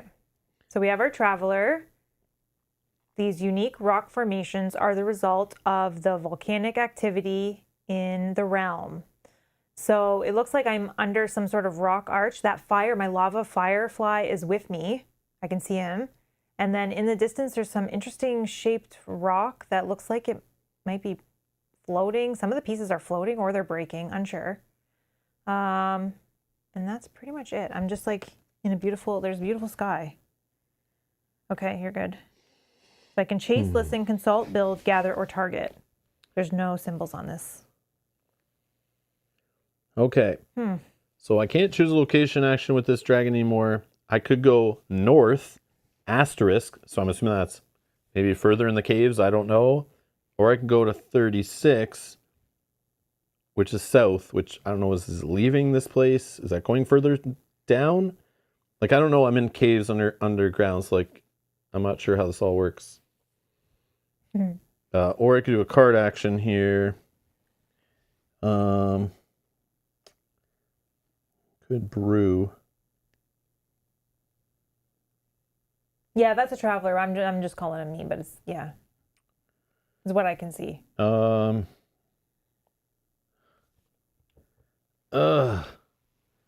want to go to the unknown, but I think this is so bad. Is the unknown deeper in the cave? You're not sure, right? I don't know. North is an asterisk. South is a number. The west and east are blank, so I can't go that way. Oh, you can only go forward or backward. Follow the light. Can you see light? I know. I feel like this is bad. I'm going to do the asterisk one. Let's just YOLO. 96 north. 96 north.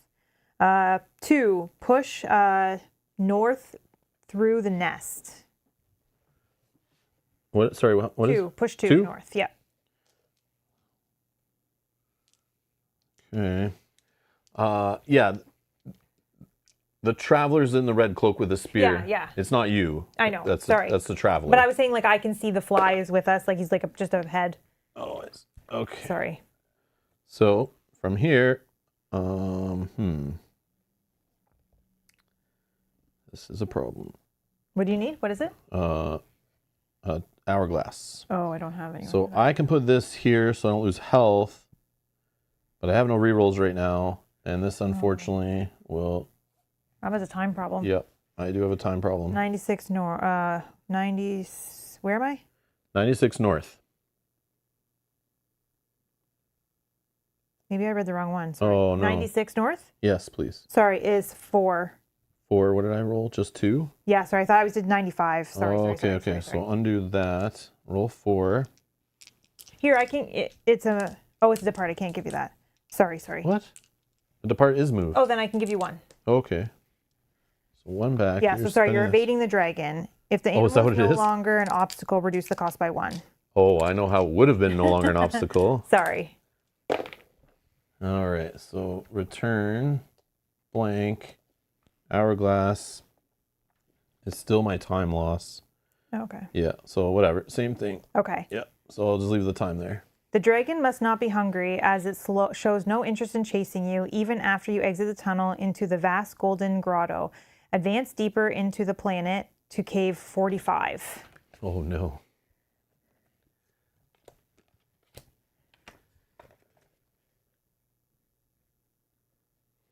I think it was a bad idea. Back of that. Bad idea. Okay, ready? Yep. What the heck? All right, so the composition on this thing is sand. So we have a sand composition. As the long tail of an enormous beast whips by your head, you're startled to see that clinging to the tail is a sentient. Oh, it says exit is always available. So I could always choose the exit option, but the other ones I can only choose once, which are observe, hail, rescue, rob, or attack. I also can't go east, but I can go every other direction. And the sentient is like a yellow bug-looking thing with like yellow wings or cape. And yeah, it's on a tail. It's like I'm in a dark hole cave place. Yeah, this is messed up. Exit is always available. I feel like that's what I should choose. But anyways, go ahead. It's your action. Okay, so I can chase, listen, consult, build, gather, or target. Let's gather. Yellow 156. Oh, actually, rewind, because I have build here and I have build here. Let's do that. Let's build. Green 156. Because I never usually get to do that. Build an agricultural establishment at the confluence. 2. I'll just roll 2. Oh, Blanks. well, I'll put that here and I'll put that there so that I can put a boost token here. My lava fly. Why'd you put on the other one? That's just because it's a build and it's a green. I guess I can put it there, but Yeah, I don't know if I'd cover that. The other one makes sense to get a boost token, but unless you need to cover it for something on the card. no. Okay. All right. You sketch out a few ideas of what you might make in this nutrient-rich soil, and you're surprised to see the large insect inspecting them as if they can help you. Gain blueprint 1296. 1296. Very strange. Blueprints. We've never seen. Oh my goodness. Never seen blueprints before. Agricultural blueprint. So as an action on it, so you can do a help action for 5 to assemble a building. You lose this card and gain the barn, winery, crystal mine, windmill, greenhouse, stables, hatchery, hunting tower, or garden. Okay. So that's why you leave that other one blank. Oh, but this is assemble, not yeah. build. No. Oh, no. But this is taking up a slot in my grid. Yes. Okay. Interesting. Interesting. Okay. So we're trying to conquer an entire city, not build one. So I don't know what you're doing over here. You're right. You're right. I don't know what the hell But you're maybe I doing. could build something that then gives us a benefit. Yeah, like I don't know. Like a what. garden maybe gives us food. Or I mean a greenhouse. Hunting tower. Maybe we get Vantage. I don't know. This is crazy. Okay, I'm gonna do something here. Observe this sentient. Should I hail it, rescue it, rob it, or attack it? I'm thinking rescue maybe, but I don't have the tokens What for color? this. It's the green. Oh, I have red and yellow. Hail it. What was that? Is it like riding on the back of this tail, and I could hail it like a Uber and just like a cab and jump on it for a ride? Observe. I need more cards here. I need more options. This is not enough options. I could try to hail it. I'm protected from 1 time loss. Oh, this could be an animal for your personal objective, no? I don't know, maybe. Or should go for the loot. Yeah, but like how am I going to get it into my tableau here? Is like hail it, rescue it? Like rescue probably would make sense. Maybe if you rescue it, it becomes loyal to you. Okay, I'll try rescue, but I don't feel good about it. So 45. I probably should brew this thing too, but like I don't have any of those tokens or 45. 5. Rescue the sentient from their plight. 5? 5. Yeah, this is bad. This is very, very bad. Are you in a green location? No, I'm in a sand. Oh, okay.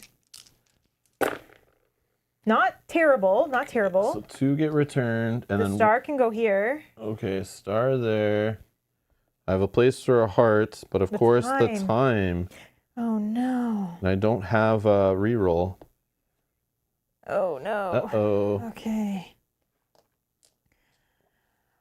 With all your strength, you pull the sentient from the beast and wait for its eternal gratitude. Instead, they shout at you for separating them from their steed. You don't understand the entire trade, but you catch something about the taxi service they provide. I told you! I could offer to hail a help them taxi! Find another sand centipede, and they begrudgingly agree. Gain sentient 1340. It's like was a riding on a taxi. tail. It's riding on a tail in the cave system, and that's why there's a hail action. It's literally the taxi system of the planet. I've had this guy before. Oh yeah? Yeah. I give you the right one. Yes. 1340, yeah. This is the one I had in a previous playthrough where I had this action to go in the book of advantages and I never did it. Oh, yeah, that's right. And I just forgot, and then our game ended and I was like, oh, I never did it. Oh, well. Oh, you get 2 boosts when played. Okay. Okay. I mean, at least it looked like this. I don't know if it was the exact number of card, but it definitely had this art on it. Anna the Racer. Okay. Steer. Sand. See, this is what I'm in right now. Sand, so that would have helped. If empty, lose the card. When I place it, I get 2 on it. I don't know why the camera's going all weird. Yeah, I have noticed you can flirt with all the animals, or most of them, which is strange.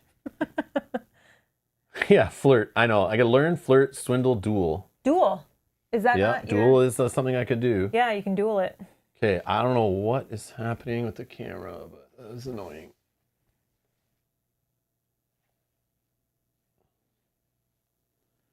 Like it's trying to focus on my hand maybe or something when I put it out there. Yeah, I don't know. Okay, anyways. All right, so this guy... 2 boosts. So I could spend a boost on it to either view page 18 in the Book of Vantages or pay X skills matching the current action to ignore penalties of X challenge dice. So if I was doing a look action, I could spend this to ignore like one of the dice penalties I just got. But I have to spend a boost off of here. It's not an animal. Oh, it's not an animal, yeah. Yeah, yours says animal on Yeah, it, right? Yeah. yeah. Mine's a sentient, which is completely different, I guess. But is sentience the ones I wanted to duel for this, right? Yeah. But is that good or bad? Who knows? And it's a sinew, so I'd gain 1 point per skill of your best skill type. What does that even mean? But it said that it would give you more instructions. So maybe when you do a duel, it'll say if you have this or... Yeah, because I have this number 2 for some reason. I have this symbol or that symbol. And it has a scepter. Reroll 1 die, then set 1 die to match its skill type. What the heck? Okay. Yeah, I think that was it, right? Okay. I am going to do that. Okay, we're going to get out of here. We're going to move 155. We're going to put that there just to gain a boost token. Actually, no. We're going to put it on this one to gain a boost token. And we go to 155. Which is that on the back? No. The back of this. Did I go here already?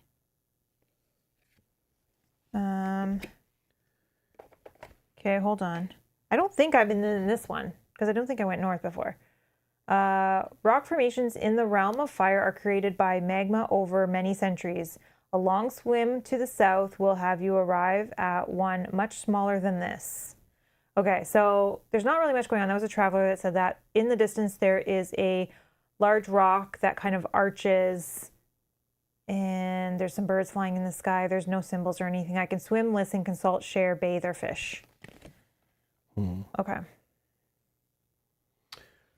Being told I should do the flirt action. Oh, yeah, they do want you to flirt with the animals. I'll try it for the stream.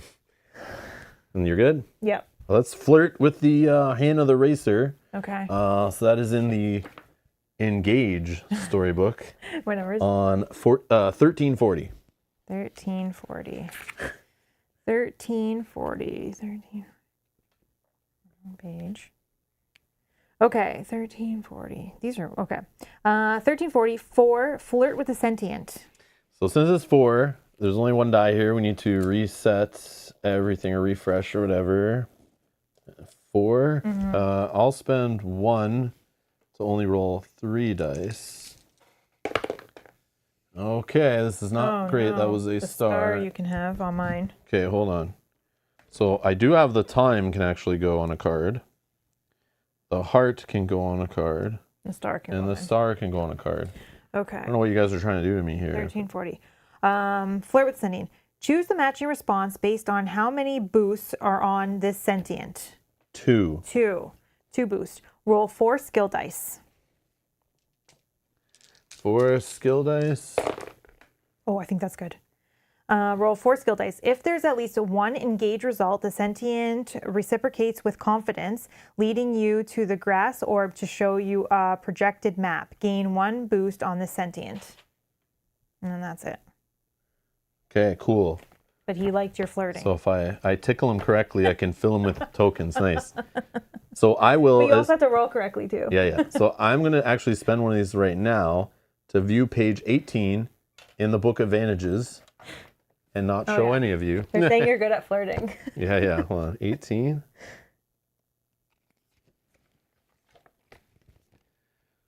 Whoa. Yeah, they're pretty elaborate, eh? Whoa. It's like a whole map Yeah. broken into sectors. Oh, Like mine's regions. all one region. I literally found the map to The Legend of Zelda on the NES. Oh, amazing. Give us the details. It's literally broken down kind of like an NES map, like screens. Okay. And so what region did you say you were in? G. You thought G? So it's very watery.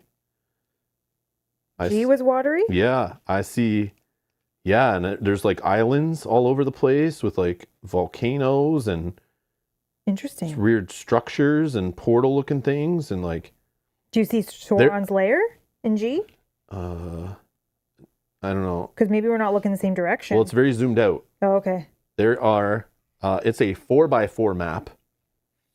So think about 16.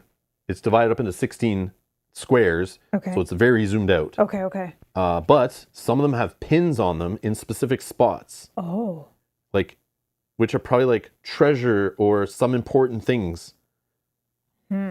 And from playing before, this might be spoilery, but we did see a couple destinies in our last playthrough, and both of them are related to repairing our ship to get home.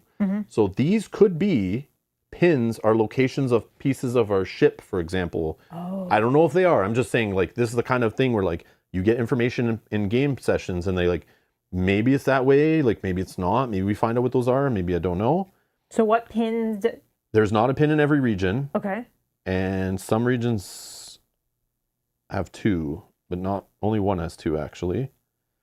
I don't know what region I'm in at all because you'd only know if you're going to, like, the book and in the look one, and it tells you a letter None on it. have said for yours yet. Yeah, I have no idea where I am. But this is super cool. But do you have a compass at the top of yours to tell you No. what direction you're looking in? Nope. Oh, mine did. But I'm seeing the whole world from Yeah, above. Or you're maybe looking- it's the whole world. It's called the map of trials. So maybe each of those pins are different trials then. That's probably what they are. Okay. Yeah, it's a popular fishing spot, says Michael in the chat. Yeah. Flirting. No, they're the trials. And we do know from before our daughter was doing Yeah. some trials Yeah, in she our did a last trial. playthrough. I'm not going to say what trial that was, but now this makes sense. And I don't know where she was at all. I don't remember. Jeez. Do you see anything that would indicate a city? I see some things that look like buildings. I see some things that look like buildings with walls around them in like between region A and B. Okay. I see some kind of cool looking museum type building that might be in J. Could be a floating city possibly in N or something, floating little islands or something. Man, this is cool. I'm getting Sleeping Gods vibes. Like I want to just explore everywhere, but like I feel like we could play this a lot and not even see half of this stuff. Yeah, we have to find out one city. I'm putting it away. I want to show you guys so bad, but I'm not going to. I'll leave that for you to discover on your own. But yeah, that's cool. So this guy like flies, and I basically got flown up to see everything, which is neat. But again, I don't know what the hell any of that means to me right now, but sure. I bet there's a mission to do trials or something, and maybe that would help there. But oh yeah, likely. But how am I going to remember that to like go to this? Got to find this dragon cave, and I've seen this guy before. Guy. Yeah, flirt with this guy. Well, I already could have done that by just spending a boost cube by finding him. But I found him a completely different way last time, not the same way. So that's neat. All right. That's you done? Yeah, I think so. Okay, I'm going to spend 2 boosts off my saber. I could have done this earlier, but I forgot. But we're going to get personal objective 1609 so that we can see what I'm trying to do, if anything. 1609. Oh, it's a little green. Let's do it up here. Oh, yeah. So it's a goal, an objective, enter an underground location. Okay, again, you're getting things that I'm doing, and I'm getting things that you're doing. If you enter or are currently inside a cave, read 1609, the Book of Secrets. Okay. Well, I know where the caves are at. I gotta But- fall into a cave. Okay. That was that. But Just have to my dig, ability- dig and dig. So swim, listen, consult, share, bathe, fish. Let's swim. 155 blue. Blue 155.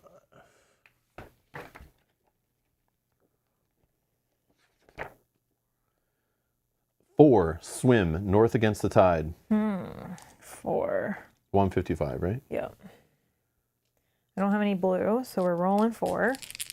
I have some places I can put them, so hopefully we're good. We're going to put this time here, gaining a boost. We're going to put this star here, gaining a boost. And these go here and here. Okay. So you swim north against the tide. Crossing lines dominate the northern sky. Are those contrails from other ships? Go to 160. Go to 160.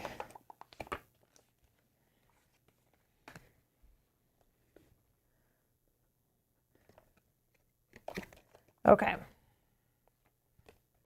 Oh my gosh, I think I'm going the wrong direction. Heat emanates from the well-guarded building. You have a feeling the outsiders aren't welcome here. Okay, so I can see symbols, which I think I can see symbols. That's not a symbol. That's not a symbol. It could be one of these colors too, like blue. Yeah, I know. It's just interesting because they're not the symbols, but they're symbols. Anyways, okay. I can see some rock formations in front of me, but it looks like lava or magma is coming through like the cracks of the rocks. I think I'm going the wrong way, and I think I need to go somewhere not here. Because I feel like I'm walking into the fire. I'm in the fire region as well, so I'm good. I can scale, spy, trade, craft, course, or subdue. But yeah, the symbols are not those symbols, which is interesting. But they are symbols. That's weird. Okay, sorry, go ahead. Okay. I'm gonna duel this thing. So red 1340. I don't know. 13. I don't know if I should be trying to duel this guy. Should probably be keeping him. Duel 1, the sentient in a card and dice game. Oh, it's duel that way? So nothing about this though, right? No, because it's... Maybe... Hold on. I'm gonna go to the glossary and just see. There is more to this, maybe. It'll get to that. I don't know. Okay. I don't know, but there's more to... Oh, there is a cities thing in the glossary. Just looking for, what is this thing? A sinew or something? Oh no, they're called something else, right? I want to say Skyrim, but they're Scrim. Oh, Is it Scrim scrims. cards? Scrims. Every time I look at it, I want to say Skyrim. Oh, it is Skirim. Skyrim? Skirm. Or Skirm? Skirm? Scrim? Is a card and dice dueling game played by many sentients of the world.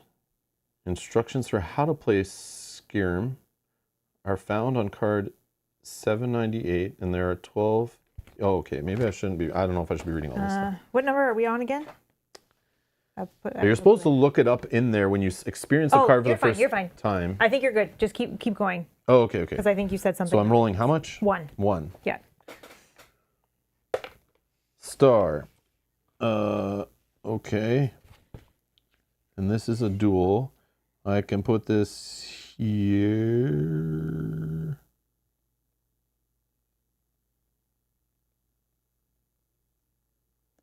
Yeah. And get a boost. Okay. Okay, and you said it was 1340, right? Yes. Okay. The Sand Sentient eagerly reveals a few well-worn Scrim cards. Gain 1 boost on the Sentient. Then place card 798 on the table. Okay, that's the rules. I get it. 798. Where would that card be? Because it starts at 803. So it's a big one. Oh, it's a big one. 790. Oh, yeah.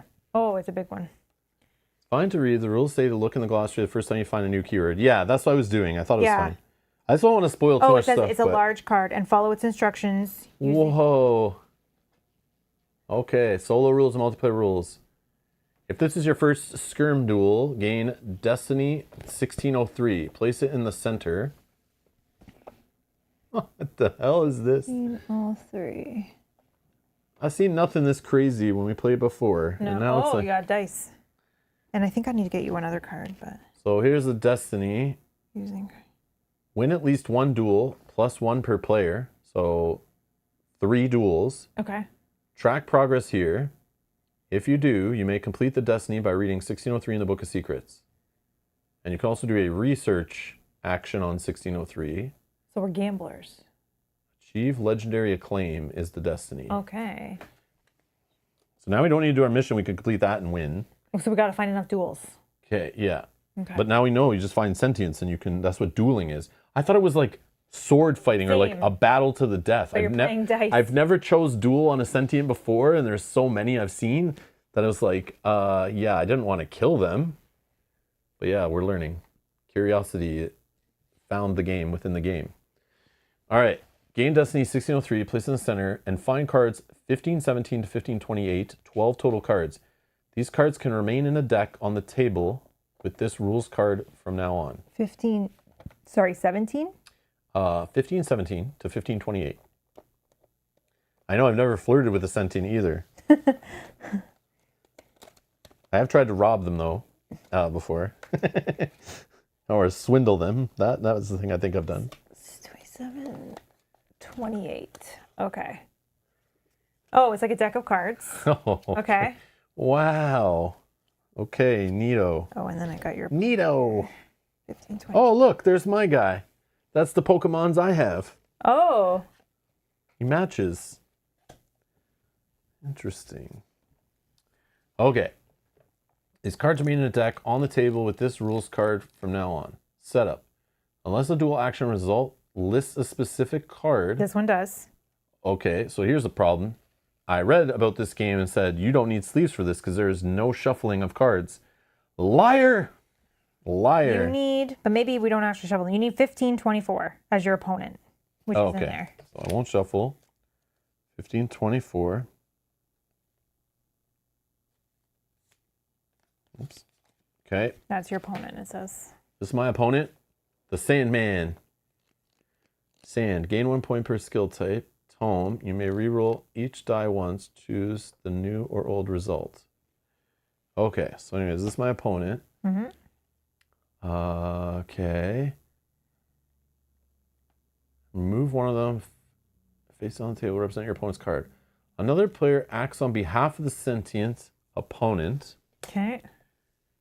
If you have yet to collect any skirm cards, randomly gain one of the remaining skirm cards to use for this duel. I already have one. 1. Both duelists roll 6 skill dice. Okay. Then, so each duelist, Do we have enough out? they're all out, Okay. but there are one missing over there. Oh. Sorry. Okay. So I'll just roll 6. Okay. So I rolled, you can't see, but this is what I rolled. Okay, let's see what it says. So we each roll 6 skill dice and simultaneously reveal 1 skirm card. There's my revealed skirm card. Okay. Okay. I see why you might need more cards to make this interesting, but the duelist with the highest speed skirm card, the number at the upper left of each card. That's me then, 12. I've got 2.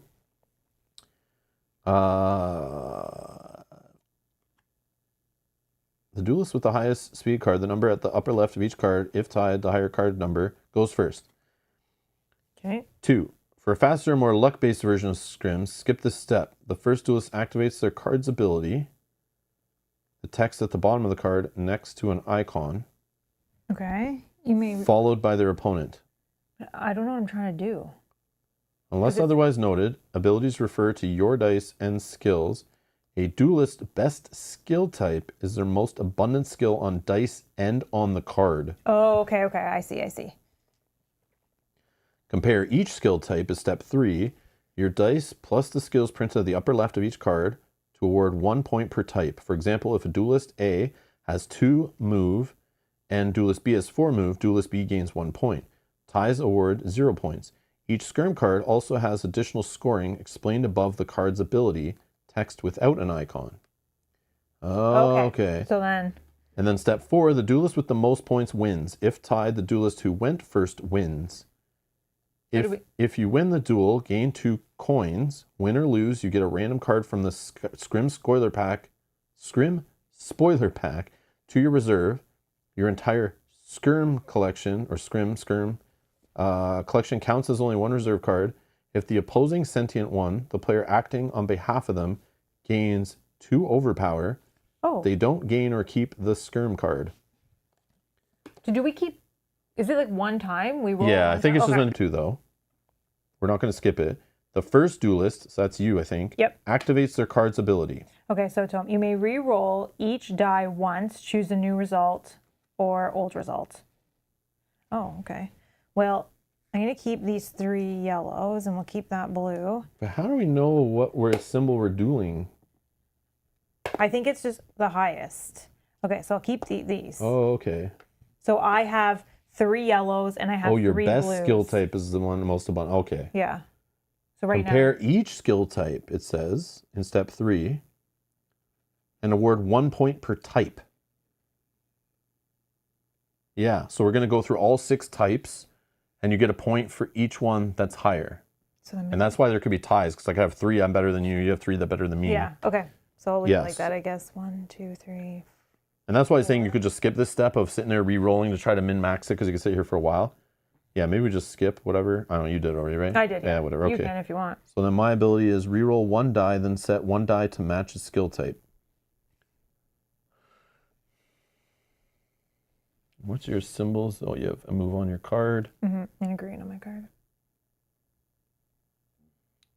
And you got no reds, so I beat you there. You have no purples, I beat you there. I currently beat you on blues. Yeah, so it's 3. You beat me on orange. Yeah. Yellow, you beat me. And green. We're tied. So we're tied right now, so I gotta like gamble.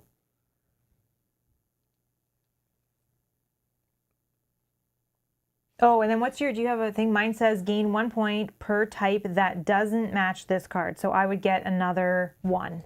2. Okay, mine is gain 1 point per skill of your best skill type. 1 point per skill of your best skill type. What the hell does that even mean? 1 point per skill of your best skill type. 1 point. So your best skill type my best skill and then 1 point for each yes, one. Then you win. Because I think I would be 5, 3, 4, 5, and you would be 3. So I would be 3, 4, 5, 6, 7. Yeah, so you win. Yeah, so I'm not doing any re-rolling. Okay, so I win. Yep. I gain 2 coins. Okay, and then just an FYI, this says at the end, you can duel the sentient again in the future only if you win, which you did. Oh, okay. And then I gain a random card from the Skirm Spoiler Pack. Which you have, right? It's my reserve. I'll just take the top card. Oh, 11. It's the wind one. So when you roll, you play your card before or after you roll? Before. That determines who goes first, your card. Oh, you roll 6 dice. Oh. No, you roll 6 dice, then you both slap down your card. Yeah. So I'm trying to think of how cool it'd be if you have a whole bunch to choose from. Oh, that's neat, actually. Yeah, and you would know who your duel is, and then that one is going with that pack. This goes back. No, this came from this deck. Oh, that deck, yeah. Wow. Okay. So this little spoiler pack is just a little mini card game within the game. Kind of card and dice game. That's kind of neat. It's like poker in Red Dead Redemption. Yeah. Or what, Gwent in like Witcher, right? It's like that kind of idea.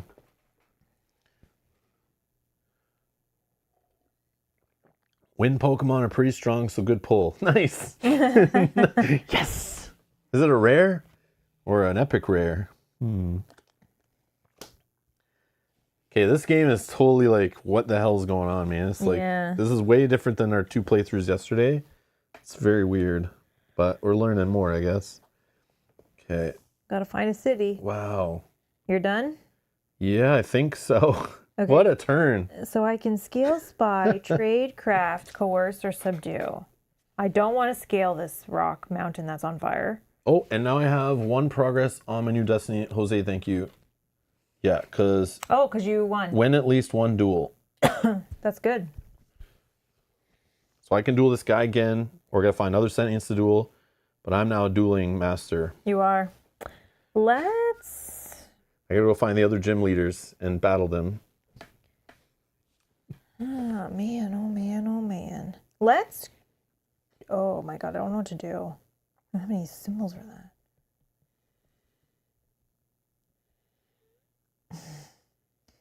I'm either going to craft or coerce. At least I have one place I can put a green die.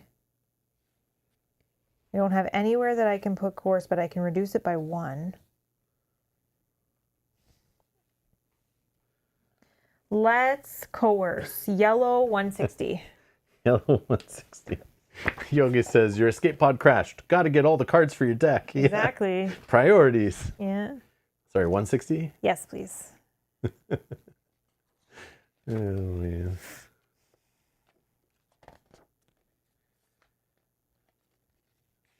Five, coerce the guards to grant you access. I don't even want to go in.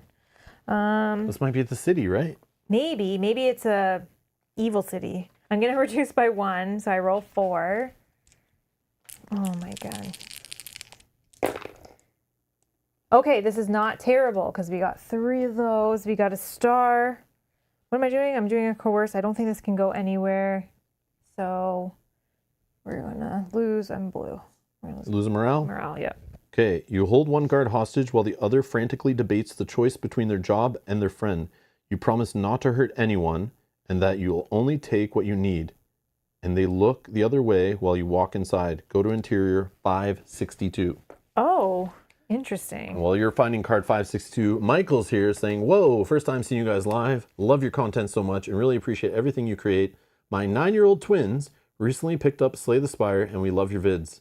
We mentioned Slay the Spire today. I love that game. But yes, thank you for watching. And I'm glad you're having some family fun with board games. And that game, yeah, that game's so good. But yes, thank you for joining live. Okay, this is insane. Swelter in the heat, suffer 1 heat damage, but I think I have something, cold. I ignore all cold damage, so I can either lose 1 health. Yeah, you need the ice fly to help you with that problem. I guess I'll just lose a health. Okay, this card is insane. Let me just... Oh, yeah. You bring up the card, I'll look away. This is wild. This is like a terrifying place that you do not want to go. I don't know why I went in here. The inside of the forge is scorching hot.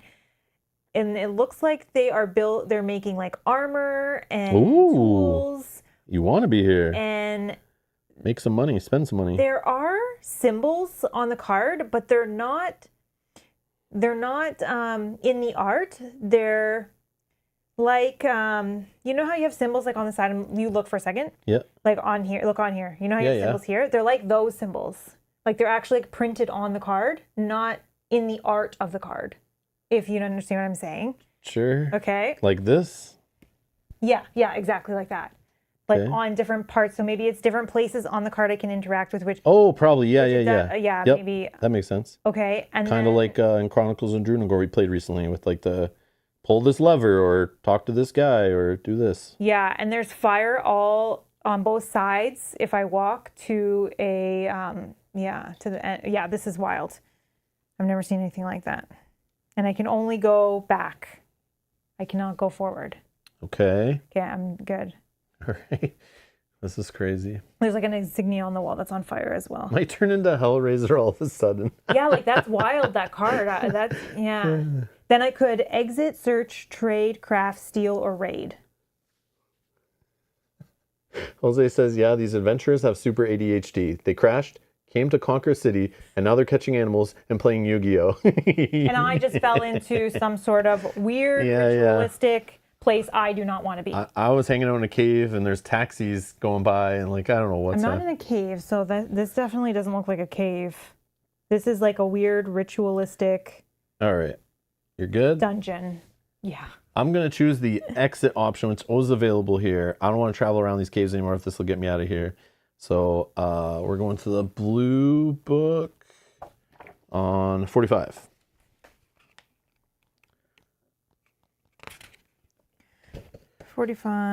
Exit 3, the tunnel towards the surface. So we need to refresh, reset, or whatever, because there's only one die there.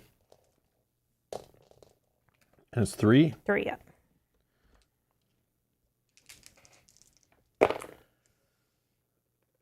Okay, I can... Man, I never get the freaking star for here. I could spend a cube to put a move one here. Hold on. This guy helps me on traveling. So I'm going to spend this to put the hourglass here. I am going to put the heart here, and the blank obviously goes here. Okay, 45, exit. The tunnel towards the surface. To your surprise, as you climb upward, the intermittent rumbling doesn't stop, but it does change frequencies. Go to cave 96. Were you not already there? Maybe. Sounds familiar. Are you blue? No, you're red. Oh yeah, something super clever. I didn't mention those little bookmark thingies. Oh, yeah, If you can just show. So each character has a little card like this in the game, and these are used to mark the spot where you pull the location out for that character, so Mel can easily put the card back. Yes, I can show. wish like Lands of Galzir, Seventh Continent, I don't think they had this kind of stuff. No, but I've always yeah. said that the games need those. Very helpful. Like, that is genius. Yeah, for the card librarian. Oh my. Yes, this will be quick. I'm back here. This was a place you were, right? I'm back with the dragon. I'm not allowed, I don't think, to choose any other options this game on here. I can choose here, but this is not my first visit here, so I will not have to deal with the dragon biting me. So, yeah, colossal elder dragon looms before you as it prepares to strike. The glimmer of intelligence in its eyes indicates it's no ordinary animal. So, yeah. Okay. Go ahead. Like, I want to exit. Exit is an option. Oh. But there's also search, trade, I feel like you should craft, poke steal, around. raid. Oh. And part of me wants to raid because I can put some spots. I have a token. I have a die spot if it's an hourglass only. Or do I steal? I don't have anywhere to put steal dice. That seems bad. I'm doing the wrong things already. I need to change what I'm doing. Maybe do I just search? Craft. Craft might be good. Trade. What am I going to trade? My firefly for a weapon? But I'd like something. So let's raid. Red 162. This is probably so bad. 562. 562. 562. That's kind of a different number. 562. Yeah, sorry. 562. My brain is. 4 for a raid the interior to gain the deadliest item. Yes. Okay. We're gonna use the token. So I can. 3. Oh, I can't help you anymore. I'll spend that. Okay. So I'm rolling 3 dice. Oh gosh. Okay. Well, we did get this. Can go here because we are doing a red token. We can put a star here, and I think that is it. So we're gonna have to lose them around. I guess makes sense. Okay. So there's this 562, right? Yeah. You muster the courage to wield the pike staff. Gain item 1229. 1229. That sounds good. A pike staff. And exit to 160 location. Oh, perfect. That was the exit. Okay. So I am blue. you get an item weapon, a pike. You could craft a more advanced item to put this in your reserve and then gain a switchblade sword. Oh, wow. You can use this to help you with chase, intimidate, or hunt. Never seen one with multiple words there. Oh. Okay. Oh, that's not the right card. Oh, you need Wait. to know the number again? No, 160. Are you on 160? Because, oh no, I just grabbed the wrong one. Oh, I'm back where I was. Okay, I'm back where I was. That's usually what exit does, I guess. Yeah. Because I had the same thing. Yeah, 160. So I think how it works is like you can wander around the overworld, but then you can like enter things, and exiting just brings you back to the overworld locations. What did I don't even remember what I did to even send me there. Okay, I'm just gonna do a depart to 36, please. Oh yeah, I got to do a move for that. Oh, nice miss. 36. Okay, look away. So I'm in a cavern barrier. A pitch black passage prevents you from proceeding deeper into the cave. And there's only one way to go. I don't know how the hell I'm getting out of here. I can squeeze, explore, commune, share, gather, or burn. And it's dark, cavey, and darky. That's it. Darky and cavey. That's my description. Okay. Darkish and cavish.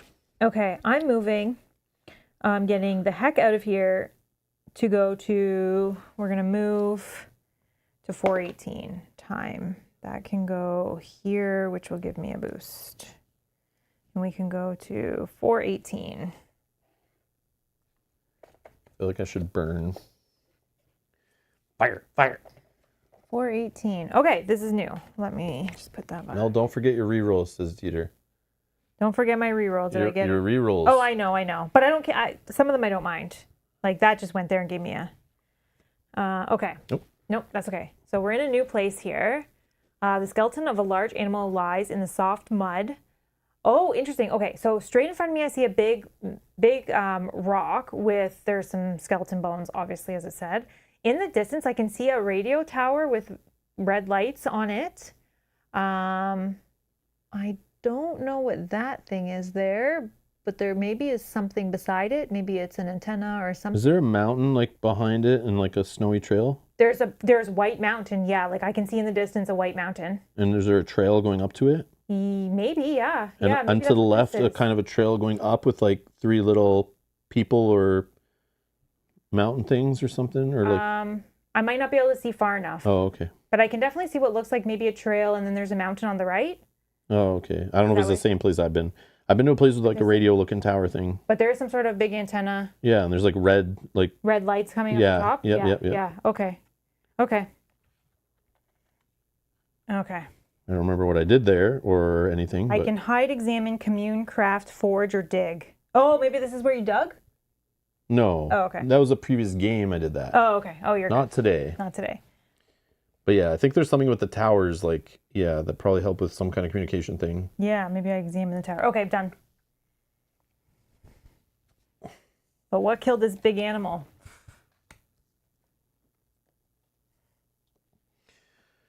Okay, I'm going to try to burn in the cave. Don't know why, just gonna burn.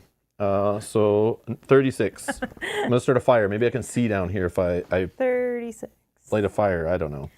Okay, 36. 3, burn a flame to guide you through the darkness. Okay, perfect. So 3. Yeah, I'll just roll a 3. Good at interpreting what he thinks is gonna happen. That's all my video game experience.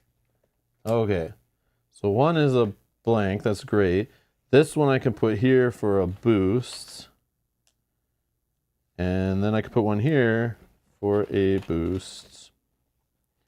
Fire, fire. Are we doing 36? Yes, okay. 36 burn. Okay, a flame to guide you through the darkness. You create a small flame that barely illuminates the void before burning out. Choose one. Refresh one challenge eye from your grid. Gain a look, 1 purple. Or add 1 boost to an egg. Also, if you have a wood resource, 1180. Also, if you have you may lose it to gain a bramble torch, but you don't. Nope. Okay, so you can either refresh a challenge die, gain a look, or add a boost. Gain a look. Okay. Gain a look. Done. I would like to. There's only one. I would like to examine purple 418.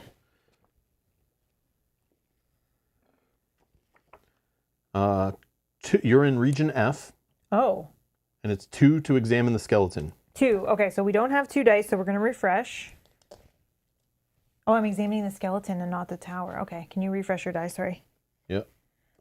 I'm not going to give you tokens. I want you to roll that many dice. No, that's fine. Yeah, these are fine. Oh, 2 hearts. I can take a heart. Oh, great. You can reroll too if you need to. Yeah, you're right. I should reroll. How's your health? Your health's okay. My health's okay, but I should reroll. Oh, I should reroll, yeah. Okay. Michael, thank you so much for becoming a producer to the channel. Michael, thank you for clicking the join button. Thank you. Thank you. Thank you for the support. 418. 14 we're on. It looks like the beast died in a volcanic eruption. There's a stillness to the air around the skeleton, and you can't decide whether to use the bones to your advantage or to delve underneath. Gain 2 boosts and continue. Oh, and continue. So you could choose a different action on the location card. Dig. Look at what you've cleared off your cards, and you're not in a sand place, right? No, I'm in nowhere. Okay. I don't want to dig after I saw what happened to Rob. And you have no symbols on the place? No. Yeah, we need to find more hidden ruins. I'm probably not going to find them in a cave. We get out of this cave. Let's forage yellow 418. Yellow 418. Yeah, I don't have any symbols or anything, but I'm hoping that that's not a difficult challenge. I know I have the quest, but I don't want to just fall into a cave. So 2, forage for a great bone. Oh, okay. We're gonna re-roll. We're gonna re-roll the time. We'll put that here. We'll re-roll this. Okay, we're good. You don't settle for a good bone, you find a great one. Gain item 1186.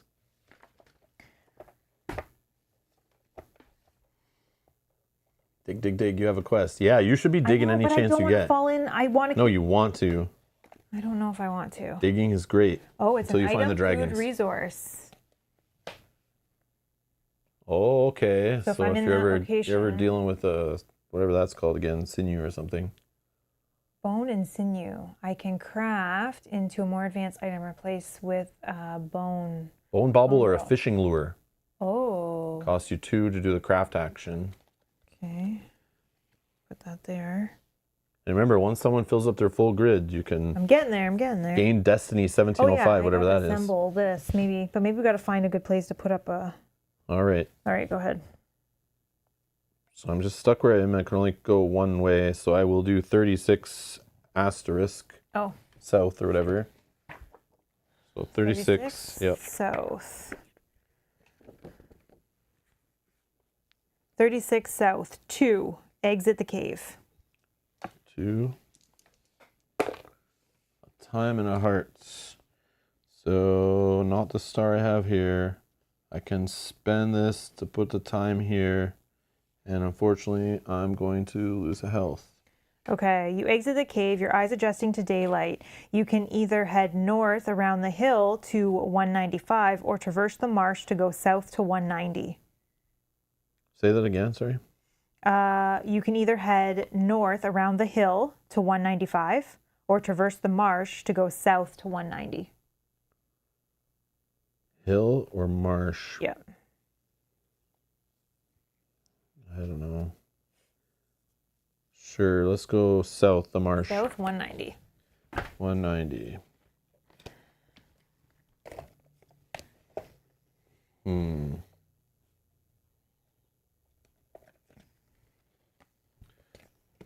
Okay. All right, I found the traveler. The circuit sentients believe this cave may hold the secret to untethered flight. So is that the cave I was already in? Probably. I can squeeze, explore, consult, craft, forage, or charge. It's a giant mountain in front of me, cave with a path up to a cave. There might be some kind of pig animals outside, some kind of orb thing, some red flags in the water, marshy area. I don't know. Okay, your turn. Okay, I'm going to move to 219. We got a heart, which we will put here. And then we're going to go to 219.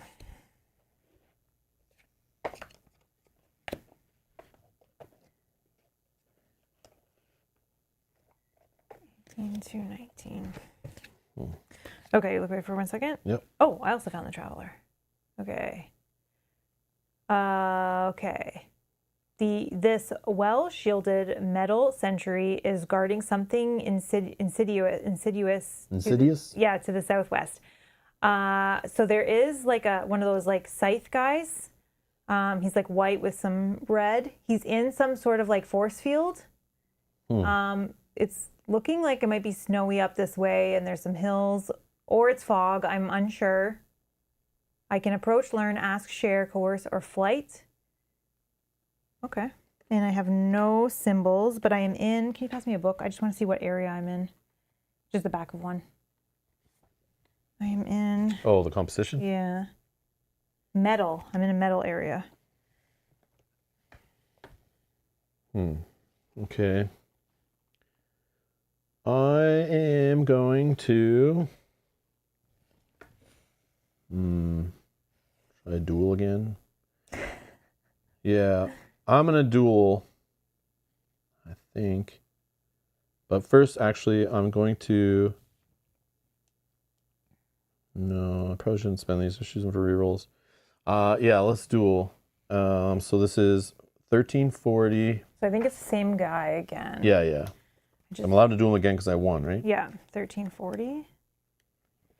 1340. Except for I got 2 cards Oh, now. so it's one duel. So first you have to roll one first to see. 1 duel. Yeah. Blank.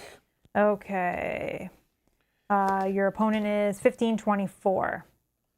1524.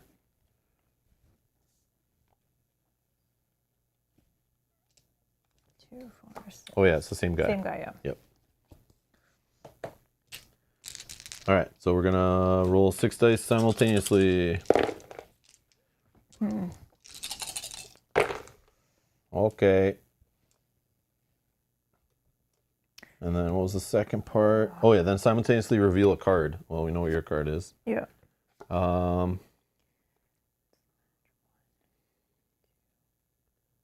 Yeah, I'll just play.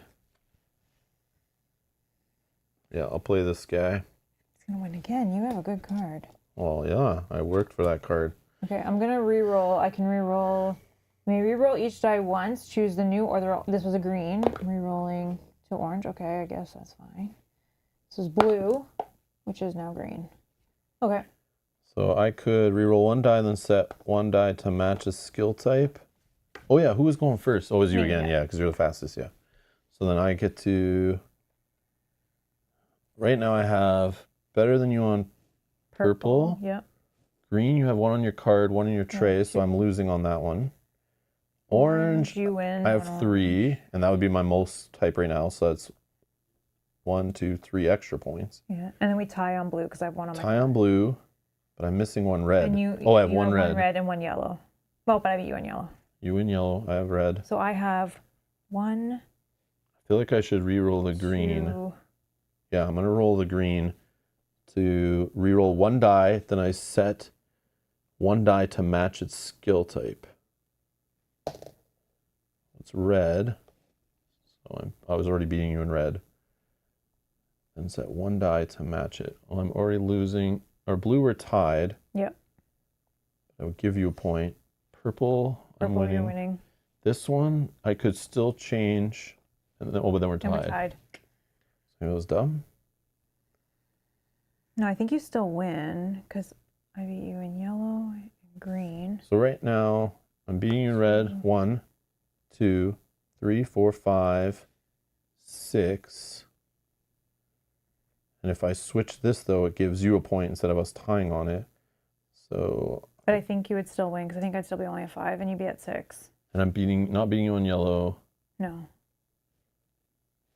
So beating you on red, 1. Purple, beating, 2, 3.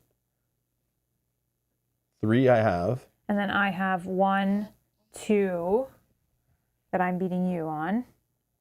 And then mine, I gain 1. Oh, you're beating me on blue now, though. Oh, so 3. Yeah. And then I gain 1 point for each skill type that doesn't match this card. So that's yellow only.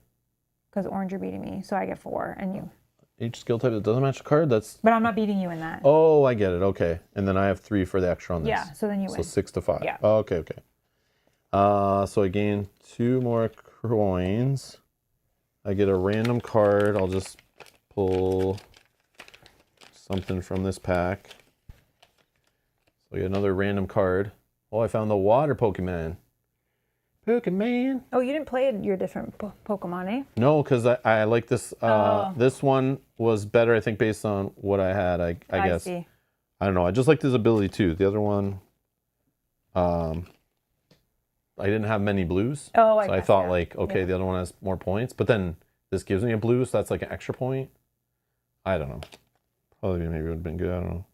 This one has reroll each unmatching die until it matches a skill you have. And then the other one I got, mask. Set 2 dice to match 1 or 2 opposing dice. Oh, so you can block the other person. Yeah. That's cool. That's neat.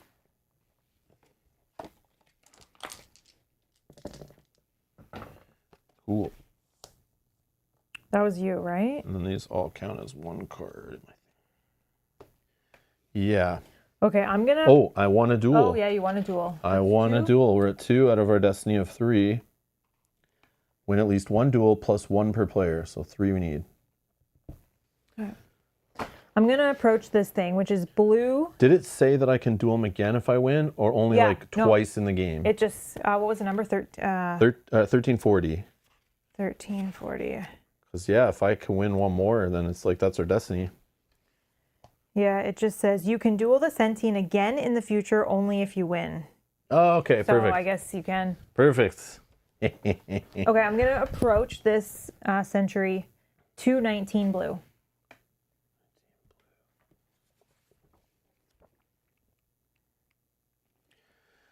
One, approach the traveler about escaping this planet. Alrighty, a heart. We'll put that there to gain a boost. The traveler's tone grows somber. There are several ways you could leave, but they require a power source like that controlled by the metal sentience. Gain 1 boost. And Destiny 1607. Place it in the center. Oh, we got another Destiny 1607. Build a new ship. Build a new fully functional spaceship from scratch, not via upgrade or repair. If you do, you may complete a destiny by reading 1607 in the Book of Secrets. And you can do the research action on this card, which I don't know if that just like helps point you in the direction. Maybe.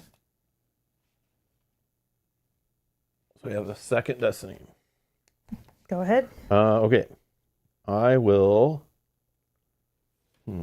Oh, I'm just going to actually, while you're thinking, I'm going to spend 2 boosts to gain a move. You pass me a move token. Move, okay. I think I want to... What can we do here? Can explore this little area. I could charge. Like, I don't know what we're doing with a charge. I need to find an animal maybe. Or I could just like keep looking for sentience. I could just duel this guy again. But if I lose against him, then I have to find a new sentient duel. So I will explore. So 190. Let's look. 190 explore. 190 explore. So you were on E. It's a 4 explore, the mouth of the cave. Oh, but see, I think I just came out of there. So yeah, I'll spend 2 to roll only 2. Oh man. It's not good. I can't even put any anywhere anyway for this type of test. But I could try reroll out of morale loss, but I don't have... No. Yeah, this is probably dumb to do, but I'll just lose the 2 morale. Okay. I don't know. As your keen eyes adjust to the darkness, you reach a barrier that requires further attention. Go to cave 36. Yeah, see? So you just came out and then I didn't want to go in there because I thought that would be a depart, but like explore moves me also. Yeah, that's not good. That's not what I want to do. 36. I thought departing would only get me in there, but yeah, that was silly. Is that the same one? Yeah, I'm back to the barrier I was just in. Oh, man. Rob's going in circles.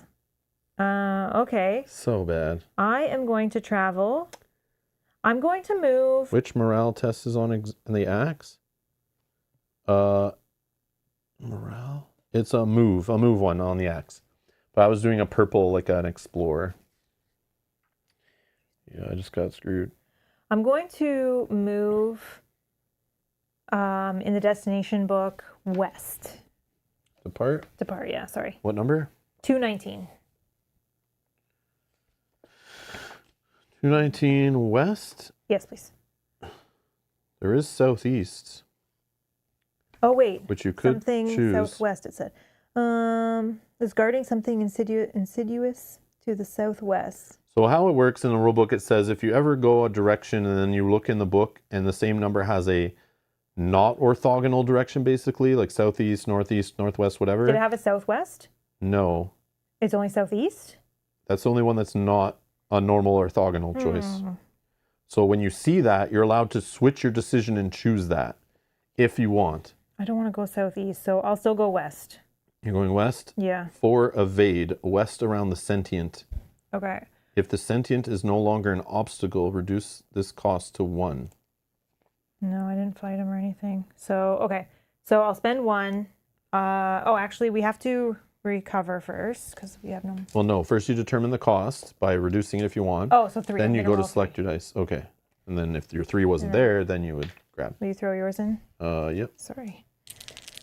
Okay. Sorry, what number was on again? 219. 19. It's going to go there. Okay. This can go here, and this can go here. Did you See reset that one in, or you just put that there? I just put that there Okay. for my 3. Yep.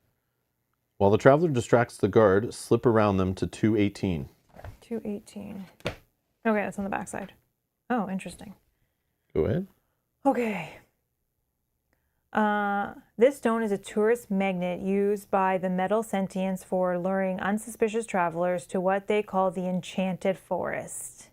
So I'm in a forest that looks like it has some like greenish colors, and it looks like there is a rock in the shape of an animal paw with like the paw pieces floating. So it's like the stone of the paw, and then there's like floating, which is like the nails, I guess. And that was a traveler that was saying that. I can wander, study, consult, craft, siphon, or weaponize. Okay. Go ahead. Well, I'm just going to do the same depart south action on 36 again, because it's the only choice to get out of here I can do again. I don't know 36. why I did that, but yeah, I learned. South to exit the cave. 2. Yep. Blank and a heart. I'll split the heart.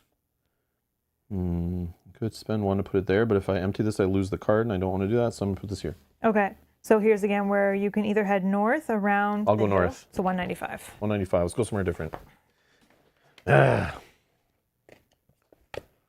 Joseph says, I did see someone house rule that if the action is not anywhere close to what you intended, you can back out of it and choose differently.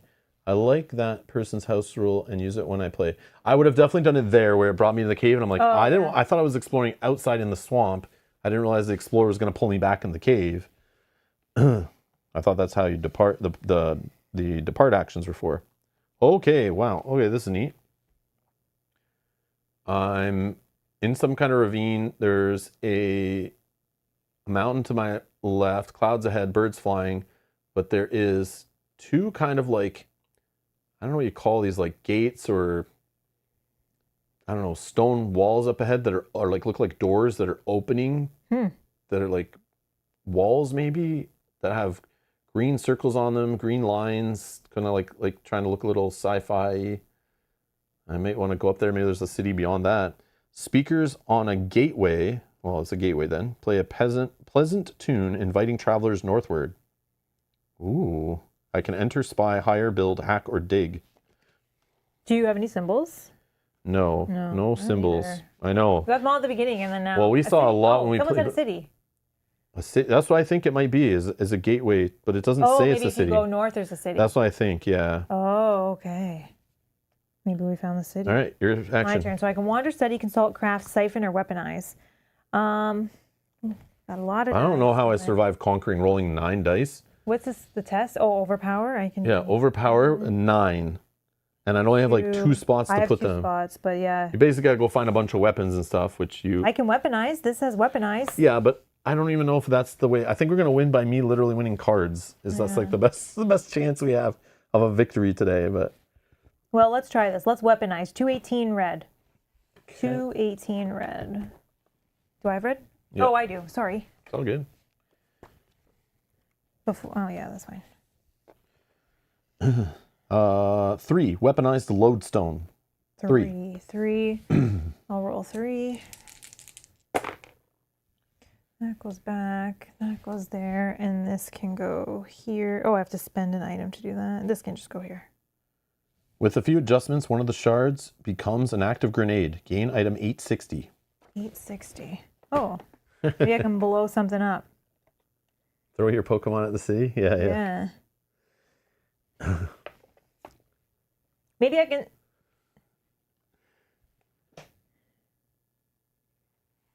Building blinding grenade. So you can craft into a time bomb to replace this with item 871, but you gotta first get a boost on here, and you have to spend a boost plus do a 5 help test.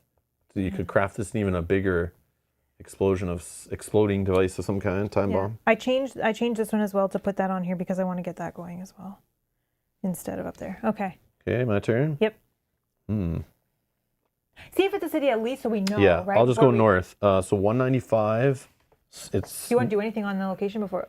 I know you're saying go there, so. Yeah, but I mean, it doesn't have to be this turn. You can do something first to get information. Yeah. Could hire speakers. Hire speakers. I don't have any tokens. Hire. I could put a time here. I still have a star available. I'm trying to get more sentience to maybe prepare for some dueling if this guy I lose to. Good spy. Yeah, I'm just worried whatever I do is going to be like a problem here. Yeah. Do you want to just move? No, I'll do it. Let's hire. So 195 orange. 195. Because I have money, so maybe that will... Maybe they won't screw me and like make me roll 100 dice and make me just spend money. 195. 2. Hire a passing sentient to build a structure. Sentient, yes. Can I duel him? We'll find out. Oh! You can put the star on mine if you want. Star on yours. Of course, I didn't get the hourglass going here. Star on yours. Health, you say. Health is my highest thing. Could reroll. Yeah, let me reroll. Okay, there you go. Sure. Okay. 2. Hire a passing sentient to build a structure. The sentient offers their construction services to you for a $7 fee. Choose one. If you pay, gain a... I guess I don't know to tell you that. If you pay this, if you don't pay, which you don't think of enough, right? I have this, but can I pay cards like that cost money? I don't know. Can you? I don't know. I don't know why these have money on them. But anyways, because like how else are we getting coins other than this? That would take me so long to get to 7 with two boosts at a time. But I can't pay. So. Okay. If you don't pay, the sentient gives you a few tips about construction. Construction process instead. Gain ability 1488, $2 or 1 boost. So you gain an ability, $2 or a boost. I'll take a boost. Okay. Probably should get an ability to put something in my little thing, but I'm not going the building route, so like I don't care. Okay. But who knows? But I know I'm supposed to try to fill my grid, but getting another Destiny, I don't feel like we're going to complete that, but who knows? All right, your turn. Okay, I am going to move. What I'll do is I will spend 2 here to gain a move icon. Or a move token? A move token, sorry. Yep. And then, will I spend it? No, I'll roll a die, I think. Where are you going? Oh, I'm going to 217. Oh, okay. Yep. We're going to 217. It's not on this card.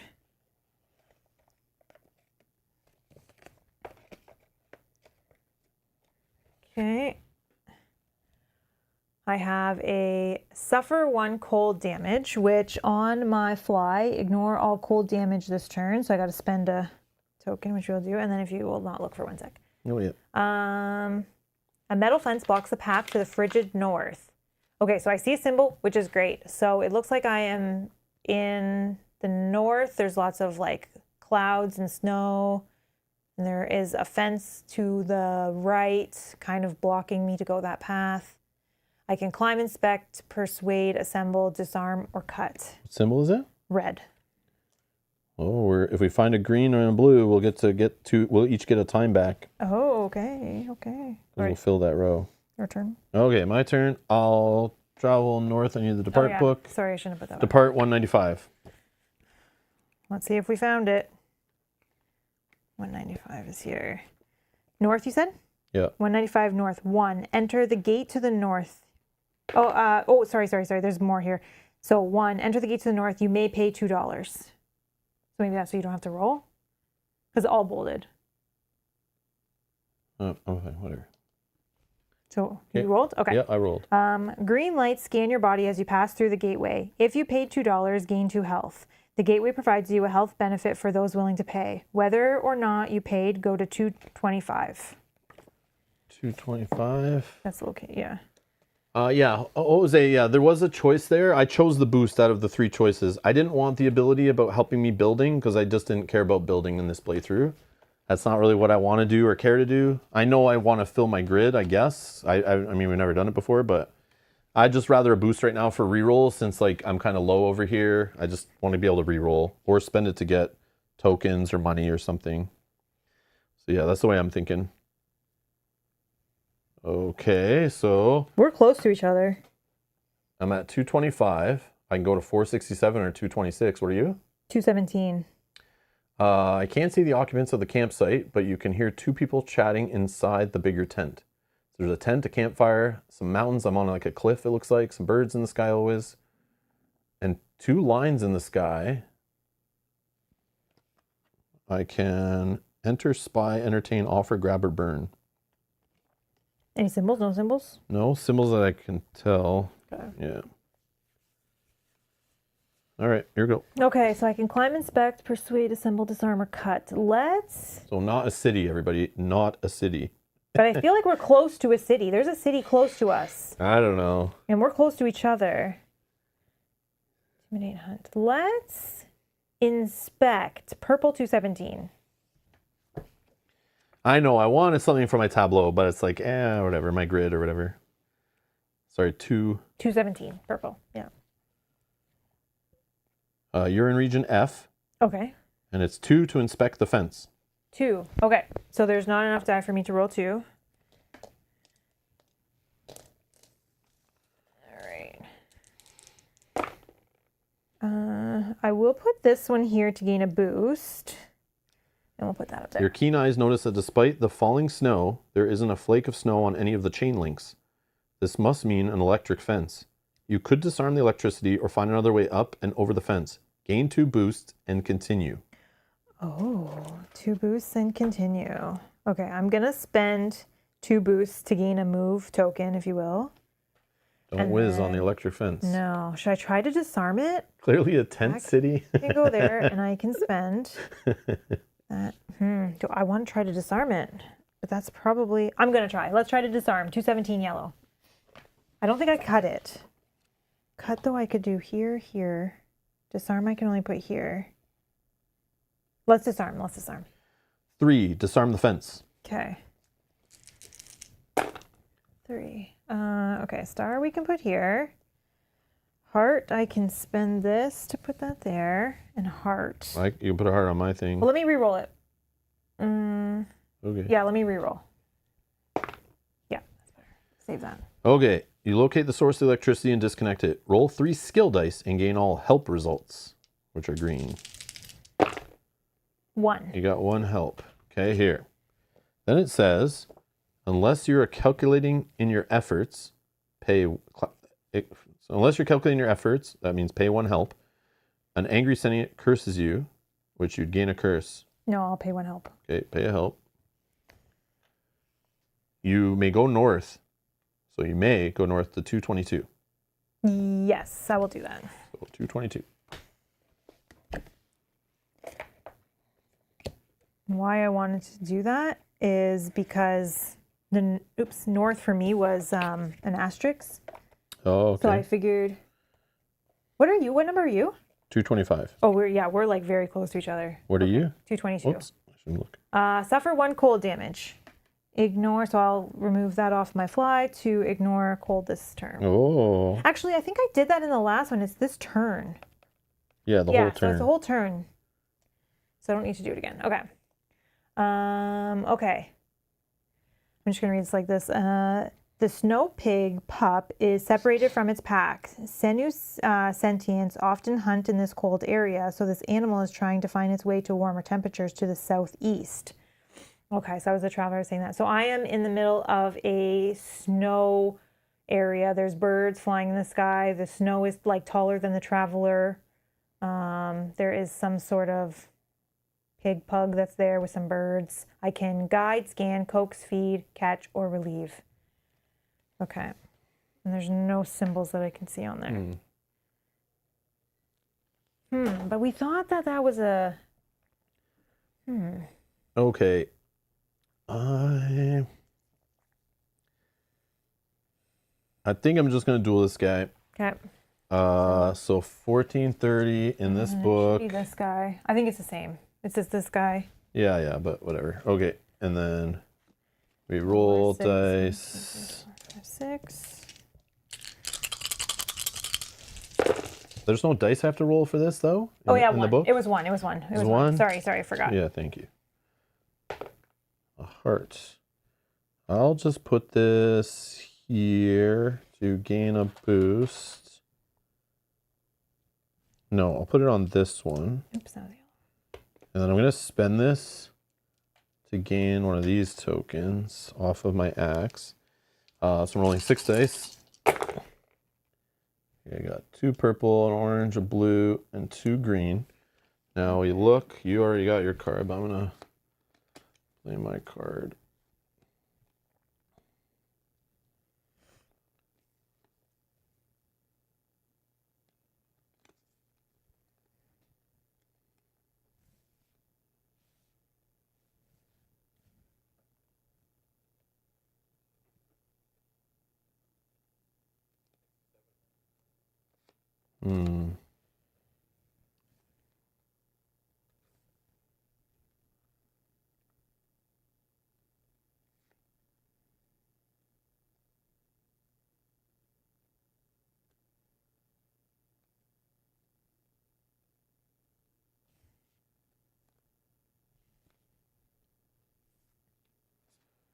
I don't know. I'll just play this guy.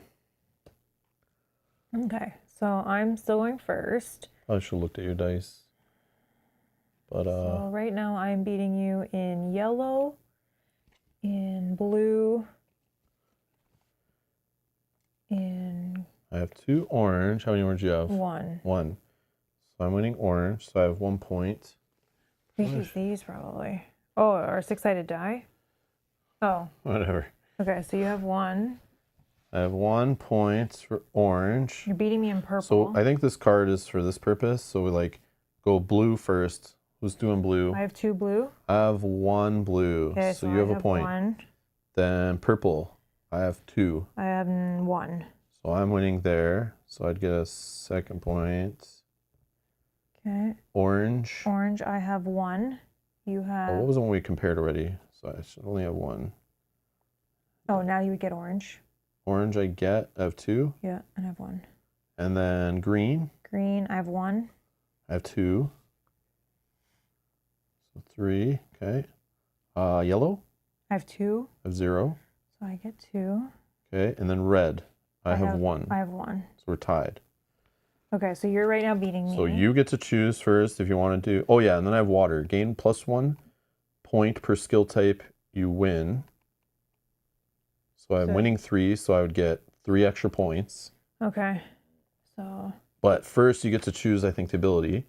So the first duelist, you can activate your card ability, followed by the opponent. And it's you can. I don't think you have to. Can we roll this one? that one. Reroll that one, and I'll keep that. Okay, I'm just gonna reroll this one. Purple. Okay. That one yellow. I don't need, so I'm gonna reroll one of these yellows. Green. Okay. So I don't know. I think it only changed for me that now I have 2 green and you have 2 green. So we're tied for green. So you would lose one. And then I still had yellow. So let's go blue. What do you got? 2. 2. I have 1. So Okay. you're winning. Purple. I have 2. I have 1. I'm winning. So I have 1. Okay. Orange. I have 0. I have 1. So I'm at 2. Okay. Green. I have 2. I'm at 2. So we're tied. Yellow. I have 2. I have 0. So I have that one. And red. I have 1. I have 1. So we're So tied. we're both tied at 2.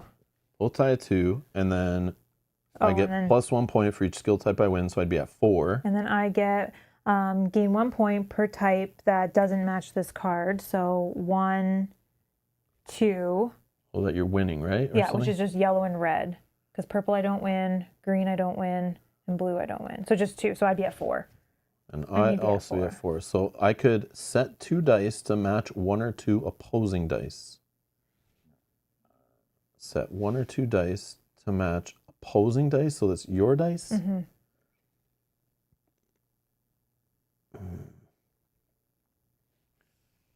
And yeah, that's a little confusing. Green, you're tied. So I set one of those, you'll win a point. Blue, you have 2. 2. So I'm already losing. So I could set this to match something you have, which you have everything on your dice except Except orange. orange. So I could set this to green. Match 1 or 2 opposing dice. Am I understanding that correctly? Oh, okay. So I could set 2 dice to be the same result or different. Mm-hmm. Okay. So this one I could set to be like green, for example. Mm-hmm.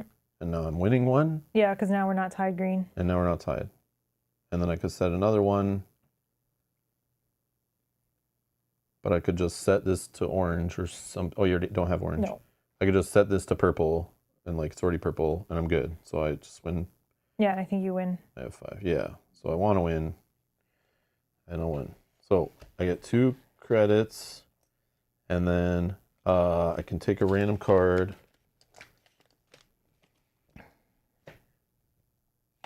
Circuit, gain 1 point per tied skill type. Horn, reroll each unmatching die until it matches the skill type you have.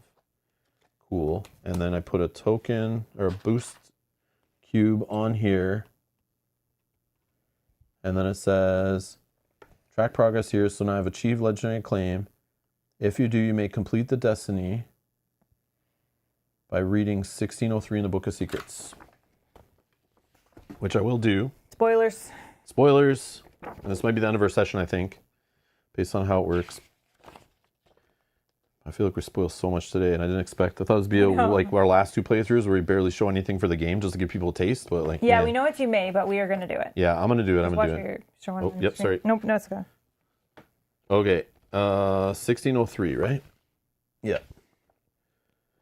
Each of you have earned glory and renown, whether from helping a sentient in this world or winning a duel. Having achieved something important to you, you rest peacefully, knowing that you are enough. The game ends, and you achieve an epic victory if you also completed the mission. Otherwise, it is impressive that you survived long enough to control your destiny, and your knowledge of the planet will benefit you in the future. That's it. We still never found a city. Yeah. But we have found a city in a previous playthrough, yes, but which I didn't want to mention. I have no idea where that was. I don't know either. I remember I had to scale a wall to get in there. I don't know. But I feel like, and we were so close to each other because like our cards were like literally in like this. So we were very close to each other. That's how I knew as well we were close. I don't know if the numbers are for sure close like that, but I wanted to interact with this campsite thing and wanted to burn it or entertain the people that are here or whoever's here, maybe find a new one. But I wanted to see if I could win this game first. And if I couldn't, then I would try to see if I could interact and get a sentient going. Rob found the same cave twice. Yeah. That's Destiny. Yeah. That's my Destiny. But yeah, that's a game session. Again, it's completely reset, just like if you've ever played 7th Continent or Citadel. You're going to sit here for 10 minutes after sorting cards out by number, but it's not that many cards. It's nice the way the locations keep going back in. But yeah, you just sort it all back by number, put it away. We'll put the things back in the secrets and these back. And you just play again completely from scratch, randomly landing somewhere different, playing with different character maybe, exploring different locations, choosing different options even on places you visited. But there are so many places to visit. It's like, I don't know how often I'll see the same place again. And I feel like I've barely ever seen the same location. Based on your descriptions, maybe some of yours I've seen before, but I wasn't sure. Yeah. But it's like, I don't even remember what I did there to give you a tip of like, hey, don't choose this. It was bad. Like, I don't remember. Yeah. But again, this game says you can take notes if you want to record things that happen to help you in future playthroughs, to help you in current playthroughs. But yeah, or you could just fun, random YOLO explore it whenever. But this is a game I can see someone binging where you play it a lot, like multiple times in that week. Like close in succession. Yeah, close in succession, so you don't forget things and you kind of get used to what's going on and used to the game. Yeah. And just play the crap out of it until you're bored of it or discovered a bunch of stuff. But it's like, again, I've seen 5 or 6 different Destinies that were all different. We've seen multiple missions now that are different. They're all doing different things. We actually completed our mission in our second playthrough, which I won't spoil what it was or anything, but it was different, but it was obtainable based on how we were playing. We started to understand throughout that playthrough what needed to be done to find those kind of things we were looking for, but it was neat. Michael R. says, it's like ISS Vanguard, only fun. Yep. Anyways. I won't comment on that. So yeah, let's talk a bit about the game, give our like thoughts and opinions again. Only after, they've only been playing this for like 2 days. This is only our 3rd playthrough. We've seen so much of the game, but not really so much of the game. I mean, we've seen some new stuff is what I should say. Yeah. We've barely seen anything in the game is how it feels. But we get the overall flow of it. We get the structure of the game, the mechanics, most of the mechanics. You're looking up things in books. You're rolling a bunch of dice. There's a bunch of mini games involving these kind of dice that we've seen now. Now we've seen this like whole new mini card game involved, but we may never see that in a playthrough again. You know, like who knows? I don't know. It's weird. But yeah, so thoughts. Yeah, it's pretty much what I expected it to be. It's like playing Lands of Galzir, but with no world that keeps changing. I thought I wouldn't like that. I didn't like the whole reset thing. We love campaign games. Yeah. We love campaign games. I love games where you're affecting the world, it's changing, and you're getting to know the people and the places, and like it's you know, stuff's changing.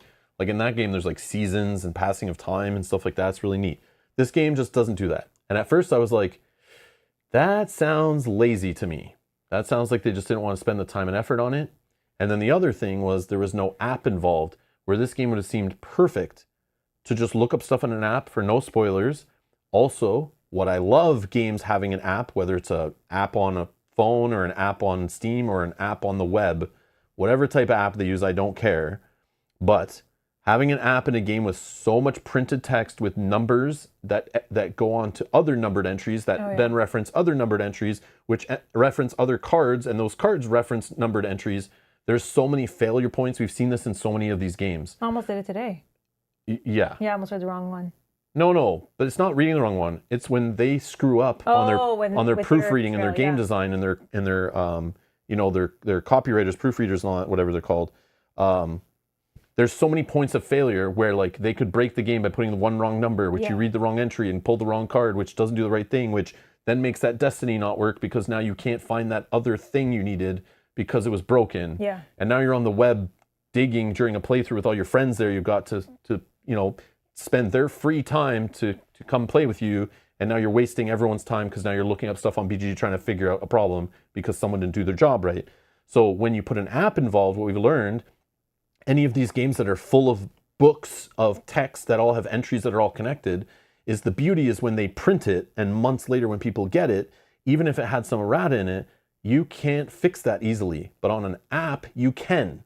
On an app, once the first person gets the copy and finds something broken, they email a publisher. Their publisher goes online or on the app, updates it, changes the entry, and fixes it. So now hundreds of other people, thousands of other people, maybe millions after, don't have that same issue because technology is there to help. But in this game, there is like 20, 30 something issues in the different books. There's like 15 to 20, 30 cards, whatever, that are all have typos on them. Not all of it's game breaking per se, as Jamie wants to say in the FAQ, is like, you can still play it and have fun. But just understand, we might have given you the wrong card, is not the one you're looking for, but you still get something good.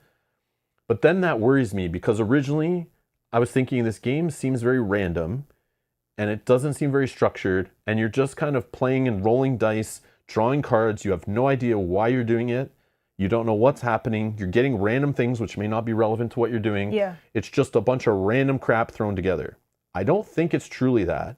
But when I read in the FAQ that don't worry about all the typos we have in the game that make you grab the wrong cards or read the wrong entries. Yeah, sure, you don't get the right card you're looking for, but the game's still fine. You can just take it and keep moving. That leads to the idea that I originally had of this game's just a bunch of random crap thrown together from all those other cool games, just trying to make his own version of it, throw it in a box and sell you a bunch of cards and paper.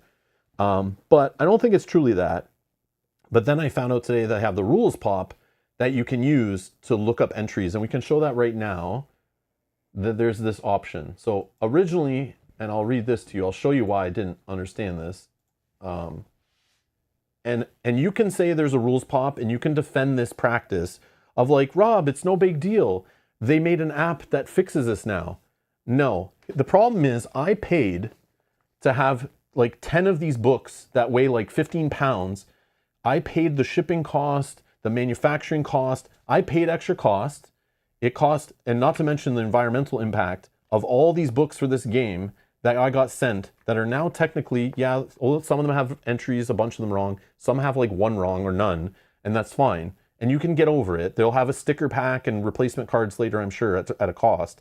But the fact that these were printed and I paid to have these delivered and I'm storing these, I mean, I could throw them out, I guess, or recycle them.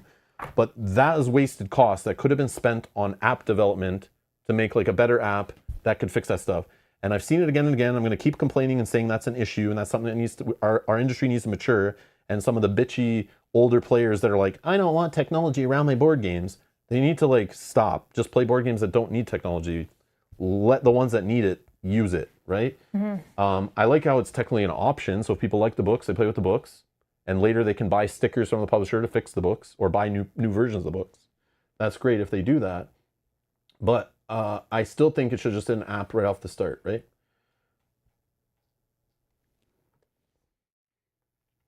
And yeah, this might not turn you away from the game, but it is something you should know. So I didn't know this. I bought the game. We played the game yesterday. I didn't look this up until this morning when I was like, let me just go read on the FAQ to see if there's anything I need to know for stream that might help us play the game more accurately and not mess up rules.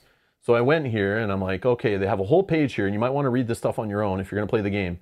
But there are common mistakes, rules, questions, and clarifications. All here. Great. There's some stuff in here that we didn't know. We played wrong yesterday. Great. We found it out. Then there's the errata. So there's a whole errata section here. And here's all the errata in the books. So what I did, I just took a marker. I went in and like it says here, I put a dot in there. But there is a rules pop that you can use. It's a web app. And we've used rules pops for other games like Arkham Horror LCG, Sleeping Gods on the channel, whatever. So you can just enter like I'm going to entry. I'll just do a random one. 125, sure. And it'll actually blur out the part after it and just tell me I'm spending one to solve an artifact puzzle, whatever, like whatever this means, you know? So you can use that to look up stuff by clicking on storybooks here. Neat. And rules pops we used before. They just literally take the rules or rules reference and put it all in a nice click-friendly way. These are usually pretty good on the phone too. They usually are pretty mobile friendly. But it is a lot of text usually. But again, this game is obviously not that complicated. Because if any of you have seen the Arkham Horrors rule pop, it's like 100 little clickable things. This is like nothing. It's like 2 lines, 3 lines, 4 lines. But it does lead you to the FAQ errata, and resources are here. So you can find just by probably Googling Vantage rules pop to see this. There's a third-party developer who does this, and he's paid by publishers to make this. So it's kind of official, but not official. But again, this was down this morning, or I would have used this in the playthrough today if it was ready in time, but it was down. So I did not. And then where was I looking here? I need to go here and go back. And the funny thing is, I read this first, So there is this thing here if in the FAQ about an app free. And I was like, I assumed there was an app for the game. So when I went here, I looked at this and it's like, can I use a digital app to look up Vantage cards, story text, or locational images? And this says, I strongly believe that a screen-free experience is the best way to immerse yourself into the world of Vantage, which does not use an app. Only a few seconds are needed each turn to find the storybook entry, 1 to 2 sentences for most entries, which also was weird when we did that. Those whole big turns today, I was like, whoa, these are huge. Yeah, that was rare though. Yeah, it is rare. Unlike an app on a device you have to pass around the table, there's a storybook for each action. They are meant to be dispersed around the table, each with a reference guide on the back cover. Awesome. In Vantage, you commit to the action before you perform it. So if you're playing solo and you catch a glimpse of an action result, you haven't learned anything that can impact the choice you've already made to perform that action. Also, because the various actions on each location are spread out across 7 different storybooks, it isn't possible to accidentally spoil the other actions while reading your section. While Vantage's short passages aren't conducive to a voice-acted app, for accessibility, zoom in for larger text. For rare printing errors, missing pages, a storybook errata, we will soon offer an optional free storybook app via Rules Pop. We still recommend using the printed storybooks first and foremost. But again, they have issues, so you just got to go through the errata and put a little dot beside all the entries that you might need to look up that ask you to draw the wrong cards, go to the wrong entries, pull the wrong locations. But yeah. I just want to point that out. So there is a Rules Pop now, which is neat. And there it is. So you can look up stuff in the storybooks. But yeah, some people may like that. Some people don't need it. Some people are okay with a few typos in their rule books or their storybooks, and that's totally fine. But it still stands. I think there should have been an app, and there kind of is. So my point is kind of now, my complaint is fixed, sort of, that there's a Rules Pop. And it's a web app, and that's fine. So if I want to use that, that'll have the proper entries in it. But it doesn't fix the handful, not a handful, like 20 cards that are all typoed also, asking you to grab the wrong items, or missing boxes on them for boost tokens and stuff. So that you'll have to either wait till they reprint a card pack to sell you, or just fix the cards yourself, or print out cards that you, I don't know, put them in sleeves, but the sleeves won't fit in the box if you sleeve all your cards. So yeah. Jose says, I never look at FAQs. I play the game as I purchased it, and that's that. We have too, Jose, yeah. But the problem, like, I get more bitchy about it because I hate when my playthrough on stream or at a friend's house or whatever, especially when I have other players at the table and we're reading something that doesn't make sense and we have to stop the game and everyone's looking up stuff on their phone and we're trying to figure out why it doesn't work and why it's broken and why this card doesn't read the proper thing. And that just bugs me. It's because I get in like a flow and it's like, I just get bothered when my train gets put off the tracks, like, and I'm having fun. It just bugs me. It's just it's personal, right? It might not bug you, of course, because you're just like, who cares?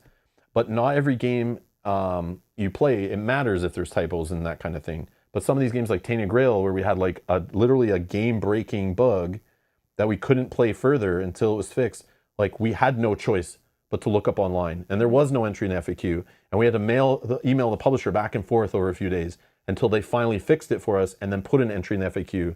So like we have had the extreme problem that comes with printing these giant books that aren't fully play tested over and over again until they're like fully quality assurance corrected, like to like 99%, you know? And I know it's a hard thing to do, but again, if you just make a web app or a digital app that you can update on Steam or Android or whatever, it's just easy fixes after that. It's like, oh, whoops, we put the wrong entry. So literally change a line of code. Boom, everyone after that second is now playing the correct version. Mm-hmm. Done. Except for if you could download the app offline, which you can for Rules Pop, download it offline and stuff with some of these web apps. And then you might be playing stuff like out of sync if you're offline, but I mean, that's rare. So yeah, I don't know. I just wish it had an official app, but it kind of does, so I can't complain about that anymore. But just now you guys know. But the game is simple, feels a little random, feels a little like Lands of Galzier, but I go into these kind of games knowing they're not super hardcore games. They're most about just fun discovery and not so much about the mechanics of the game. You can get a little nitty gritty with like trying to min-max your challenges to only be the types of the things you have, but then that might not be what you need to do your mission or your destiny. So then, yeah. And part of the discovery of this game is learning what is dangerous and what's not, and what to do with your character. And if you have a different character, maybe what to do more of. How the animals and the plant life and the sentience and stuff can help you and not help you. So I don't know. I think it's just a random mess of stuff, but it's like you just have to go in knowing that you can kind of pick things based on choices and intuition and just roll dice and hope for the best. But like there is luck mitigation, which is fine, but it's not so hardcore of game mechanics. It's more just fun story exploring world. And that's exactly what Lands of Galzier was, and I was okay with that. I was going in knowing it's not like the most hardcore mechanically dense game I'm trying to compete against and solve. It's like I'm just having fun living in the world, doing whatever the hell I want to do and seeing if the game can handle what I do. So if I'm a player who wants to play risky, if I'm a player who wants to play aggressive, if I'm a player who wants to play passive and be friendly to everything, does the world handle that? Just like you would in a video game. You just want to poke everything and see if they handle it. Not you can break the game and crash the game, and if like everything you do could lead in death, but some things can. It's just like choose your own adventure. That's what this feels like, a dense choose your own adventure, crazy random box full of cards you're just discovering. Similar to Seventh Citadel, Lands of Galzier, and Earthborn Rangers and that kind of stuff. Just a world of cards in a box. Same kind of thing, but definitely more chill. Yeah, definitely. Feels very chill. But so did Lands of Galzier. This is the most like, they're different settings, different mechanics and stuff. That one has a persistent world, but that is the closest overall category feeling kind of generalization. These games feel so similar. Like if I'm feeling that type of game, I could play one or the other and be feeling the same at the end of the session. Yeah. That like, okay, cool. That was a fun, chill game. I got to do this and saw this crazy thing happen and discovered something, got surprised by something. But yeah. But one's more of like a fantasy animal kind of world, and this one's more of a sci-fi, aliens, monsters, space, magic kind of thing going on. I don't know. But yeah, Mel, thoughts, random things to say? I don't know. Whatever. Go nuts. I agree with a lot of what you were saying. I think the game does feel a tad bit random, but for the most part, I feel like you can kind of use the image from the location you're at, the keywords to kind of guide your decision on what you might think might happen. And yes, sometimes we're going to be wrong, and I think that has to happen so that it's not a predictable game. Yeah. So I think it is kind of neat. I like that. I like that if you wander into a cold area, there is consequences, like you have to suffer damage, or the vice versa if you're in a heat area, and there's things that mitigate those things. I think that's neat. I do think it's an interesting concept, and we'll see over time of playing it if it lives up to or is not. But I like the idea of every time we play, we might learn something new, and then when we play again in the future, we might be like, oh, I remember. Maybe I don't remember exactly where that was, but I remember this happening, or I remember that somebody told me don't eat the poison mushrooms or whatever. I just made that up. But like, you can then use that knowledge later when you're at a card that says eat. You can maybe be like, no, maybe I don't want to do that. So I like that, and I want to see how that expands. And if maybe it does if it lives up to it or not, or maybe if it's like, oh, now it's boring because we kind of know, don't go there, go here, go this way, always go X. I think there's so many options. It's going to be so hard to remember that. Yeah.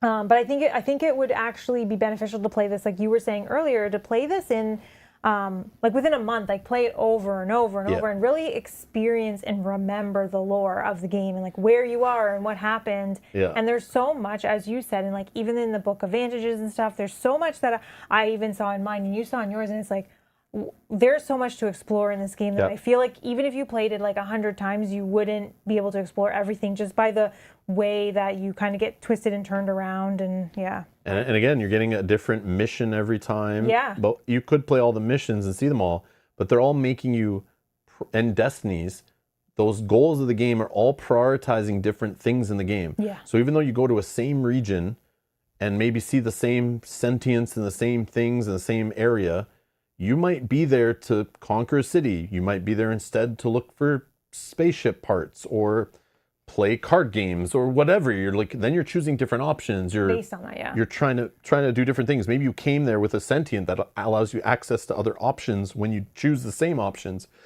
on a location, that kind of thing. So they open up other areas, and like there's underground areas that like maybe are accessible on one playthrough and not on another. And maybe you care about them on one playthrough and not on another, for example.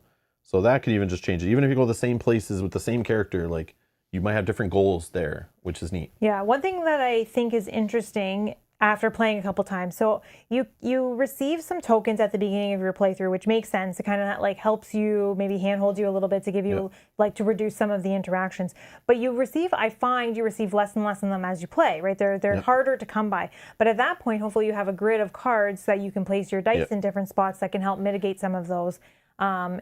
The only thing that I find is that sometimes you let your grid guide your actions. Yes. Yep. Which... And it feels like you're gaming the game, not playing the story and the theme. You're like, I want to do this, but I need to do this green action because I want to get a cube on this green card so I can do X. But really you wanted to do something else, so... And I think that just makes the game... I like that style of the game because it makes it feel like, you know, those Tableau, like you're building an engine. Yeah, but you don't get to pick, which... That is what's the challenge of it. It's not like I'm picking my Tableau and making it the way I want. It's all random, pretty much. Stuff that, like, I get a bug that has green symbols on it, and Rob gets a bug and he gets red symbols on it. Or even how we saw in this one, I was doing the things that you were getting destinies for, or cards for, and vice versa. Yeah, that's very much a 7th Citadel or 7th Continent thing. Yeah. Where in that game, for 7th Continent, let's say, you're going around like on a lost jungle kind of island, whatever, and you could find weapons or things to help you or medicines, and like, but sometimes you never need those things because of what happens. You might throw them away, or you might craft other things, and like, it's just, you hope to just craft an abundance of stuff so you can handle all the different things that could happen. But in this game, it's the same thing. You're just hoping to find an animal or sentient that helps you with this and that and whatever. But some of them you might not use because you're not in that region. You're not in that composition. You're not like, I never interacted with animals or anything. So it's like, I might find stuff that helps me with that, or I found food, but like in this game, I never found anything to feed. That's true. But we did in a previous one, but I didn't have the food. But it's just like all random, it feels. But I think it's just meant to keep playing and playing and playing and get used to the game. So you're like, you're knowing what could happen and what to gather and what to keep in your grid. I'm assuming you get really good at this game, you're gonna be able to build your grid really quickly. Yeah. And know how to build a grid quickly, like crafting things and like how to do it. And that way you're then getting choice of what to put in a reserve or your grid. And you can build the custom character based on the goals you're trying to achieve, the quests, the goals, the missions, the destinies, and do that. But again, we're only talking for people who've played this game. It's only our 3rd playthrough. We've only been playing it for 2 days. So take that with a grain of salt, what we're saying. But again, we played lots of games like this. And my comments are not negative. I like the game. I'm just hoping that, I do want to play more. See what will happen as we keep playing. I very much like the game. I like the aesthetic of it. I like the goofy thing, how this feels like a nostalgic trip. There's stuff from like other games we played in the past that I love, and I can tell it pulls from that. There's stuff in here from video games and things that I love that they pulled in and put in this game. I feel like they just sat around the table, all the designers, and just like, yeah, let's put this in. Let's put that in. Let's do this. This would be funny. Let's put that in here. And they kind of just like made this world whatever the hell they want. It's all weird sci-fi. There's like, man, spoilers, but we came across like a way to make spells and do spells and stuff. I didn't progress that any further, but yes, there's a magic system in the game too. There's other crazy stuff. It's all so strange. It's so strange, but I'm interested. And the comparison to ISS Vanguard that was mentioned before, I don't find that, but I feel like the world is like that. I feel like ISS Vanguard, we're landing on planets, we're discovering things, we're coming across things. We're finding ways to deal with the problems and the tests and stuff just like this. But then there was all that fiddly work to do between, and the books and the binders and sliding cards in and changing that. And it just made it so long, and it felt like not as much gameplay and just long. I don't know. And it wasn't as interesting. It was still a cool game. But this, it's just more about the every turn. I get an action, boom, you get an action. It's really quick. And we're just pulling out cards. And it's lots of discovery. Like, I'm either moving to a different location, cool, discovering something new, and I cannot wait to get back to my turn to try something on that card.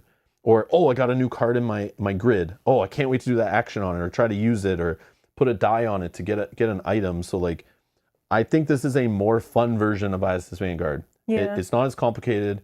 It doesn't feel as grandiose or whatever, but the world does. Like, it feels like you're on this huge world that's so big and so many things to discover. And that game was like multiple smaller worlds that you're discovering things you're on. on like different planets. But it still has that sci-fi feel where it's like weird aliens and you're like, you know, finding weapons and things and like, I don't know. Feels similar. One thing I also like about this game is I like that you kind of find small things that you can then craft and use resources to become bigger things, which like makes thematic sense. Like if you're in a random place and you find this stick, well, I can use this stick and tape it to this, and I can make a sword, or you know what I mean. I like that. It's kind of a neat idea. Joseph says, I will say the more I play, the more the vagueness feels intentional rather than wild or lazy planning. It is ambitious the more you play it, and I think it intentionally needed some vagueness for it. And that's fine, Joseph. That's what I'm thinking. Again, but we're only 3 playthroughs in, but I'm feeling that every time we play, you can tell there's a structure to this thing, and it's not just wild randomness. But there is like... There is some randomness, I think. It's a mystery we're trying to solve is the way I'm approaching the game. It's like every time I play, I'm peeling back layers of this crazy game full of weird stuff. But it's all in there for a reason. I feel like it's a smart game, but at first it feels like it's just a random mess of stuff. And I think when we say random, it's more like I open this thing and I get X, which... yes, maybe it fits with the theme, but I didn't know what was going to be in there. It's not like I knew I'm going to get a weapon in there, so I'm going to open it. It could be like I got a can, and this can does whatever. That's what I mean by random.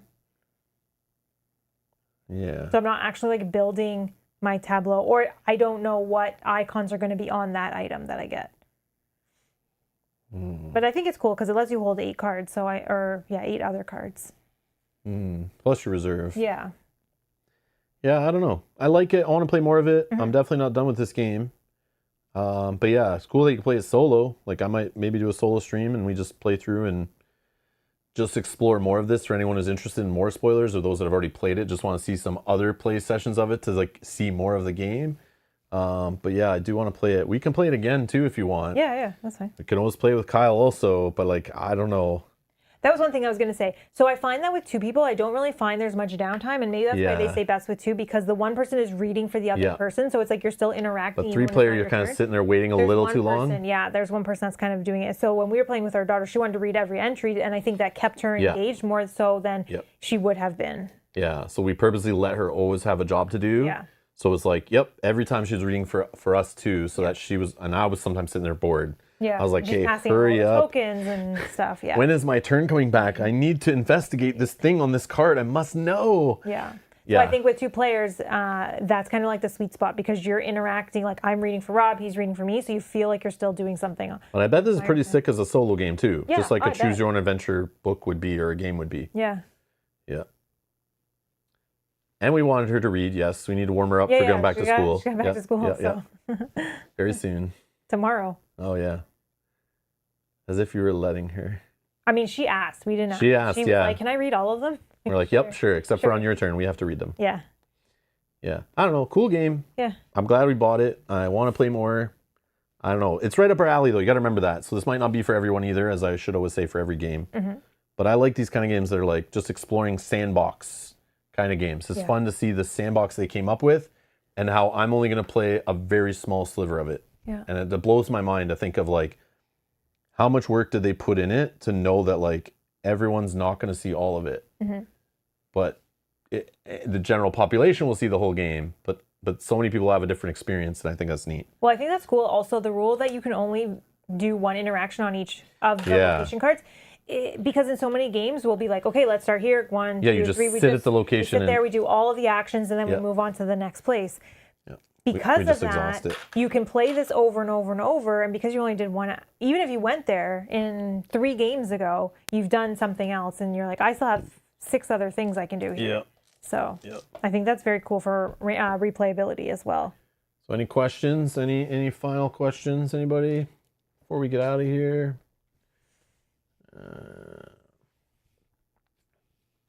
Let's see. I'm just going back to see. Michael R. says, I hate games where you move to a location, then put aside your turn to focus on the next player's turn. Yeah. Then come back to your new location. I wish you moved and encountered on your player's turn. I was feeling the same way. Michael, that did cross my thought a few times. I was like, why don't I get the location and then get to interact right away? Because it is 1 full action just to get that new location card. That feels like not a complete turn at all. But it does give you time to think before it gets back around to your turn and what you want to do. Yeah. But you're also probably reading a book for someone else in that meantime, so you don't really have time to think. But I mean, But it's like fine, I think. yeah, I think even if the turns go by so fast, so I think it's fine. There's only like 6 keywords you read and you kind of pick. Okay. But I do agree with you. You see this cool location, then you're like, oh, now I gotta wait to go there. Joseph says, I think the weird feeling, which I have gotten as well, comes from the fact that so many elements from other games are here, but not used fully as they are in other games, which makes things feel off. Yeah. Interesting. I don't know. Yeah, it can be that way. It can be that way. I don't know. But again, like my favorite Stonemaier game is still Scythe, and that's like I also like Viticulture a lot, but those games are the same. They were inspired by a bunch of popular games, and they took mechanics from all of them, put them together to make their own game system of those cool concepts. And I don't know, Scythe's one of my favorite games, putting all that stuff together. But then you understand it's just like, it's all just a bunch of simple stuff pulled from like a few popular games at the time. But I still think it's cool when it comes together well. Like I'm okay with a game that pulls like the best of. Like it's a best of game. It feels like a bunch of hits put together. Yeah, like my favorite things on. But I know what you mean. It doesn't dive deep enough. But it's trying to be a more casual experience. You can tell they wanted the barrier of entry to get into the exploration of the world to be low. So they didn't want to throw a whole bunch of stuff at you and make it super complex of a game with everything super deep systems and stuff, which I'm okay with. That needs to be there. And it's good stepping stone, I think, for these type of games, because then maybe people from this then leap into the next like more deep game and stuff like Seventh Continent or something like that. Did we open the Book of Secrets in our other playthrough? Yesterday we did once. Yes. Yeah, we did something and we just read like a tiny little entry and then back to the gameplay. Yeah, but not the Vantages. Today we that was the first time opening Vantages today, which was neat. Snez says, I'd love to see more, as I reckon I'll never see a meaningful fraction of the game myself. I feel the same way. Yeah. I feel even if we play it like 2 or 3 more times, I'm barely seen anything. And it's like, yeah, there's going to be people that will buy this and play the crap out of it and get so many hours of play and love it, and a huge value game. But do your research. This might not be a game for you. And there's people that I know will play it a couple times and be like, not for me. And I feel there's going to be a sweet spot where playing it a certain amount of times, the game then unlocks for you, and like you feel like you know what you're doing. And I think it takes a couple plays to get there. Yeah, I agree. But yeah, then it opens up to be like, and I want to play more. I want to play more. Really cool game. But yeah, that's it. That's all I got for you guys. There's a playthrough of Vantage. If you're looking for more playthroughs of this, check the playthrough in the video description, or the link, sorry, to the playlist in the video description, where I'll put future playthroughs and schedule future streams there. If we do play this game in the future, if you want to see it, let me know in the comments below. If you have any thoughts on the game, let me know in the comments below. Let other people know. Keep it spoiler free though, if you can. Just for anyone watching this in the future, might want to hear some thoughts. And yeah, we'll be back tomorrow playing some Clank Legacy 2, continuing that campaign. And we're also still playing Tales from the Red Dragon Inn. Just asking when's the next Tales. I don't know. I'm not sure. Today's Monday, right? Yeah, it's like holiday Monday. Tomorrow we're playing Clank. Yeah. So probably one weeknight this week, we'll probably throw it on the channel. So stay tuned for that. We'll schedule it. I do want to continue playing that game to see what's in the next chapter at least. We start a new chapter. Yeah. So I want to open it. I'm like, just like this, I want to discover, like, it's sitting there in shrink wrap, a new book, new tokens. We got new action cards. Yeah, new enemies. Like, what are the new maps? Like, what's next? I want to know. I want to see. So we're gonna keep playing through that series. So take a look at our playlist section if you're looking for other playthroughs. And again, if you're interested in this game, you've played it, or you're like, this looks cool to you, also take a look at Lands of Galzier. Very similar. You might also want to play that, or you might choose that over this. They feel similar, but one might appeal to you a little more.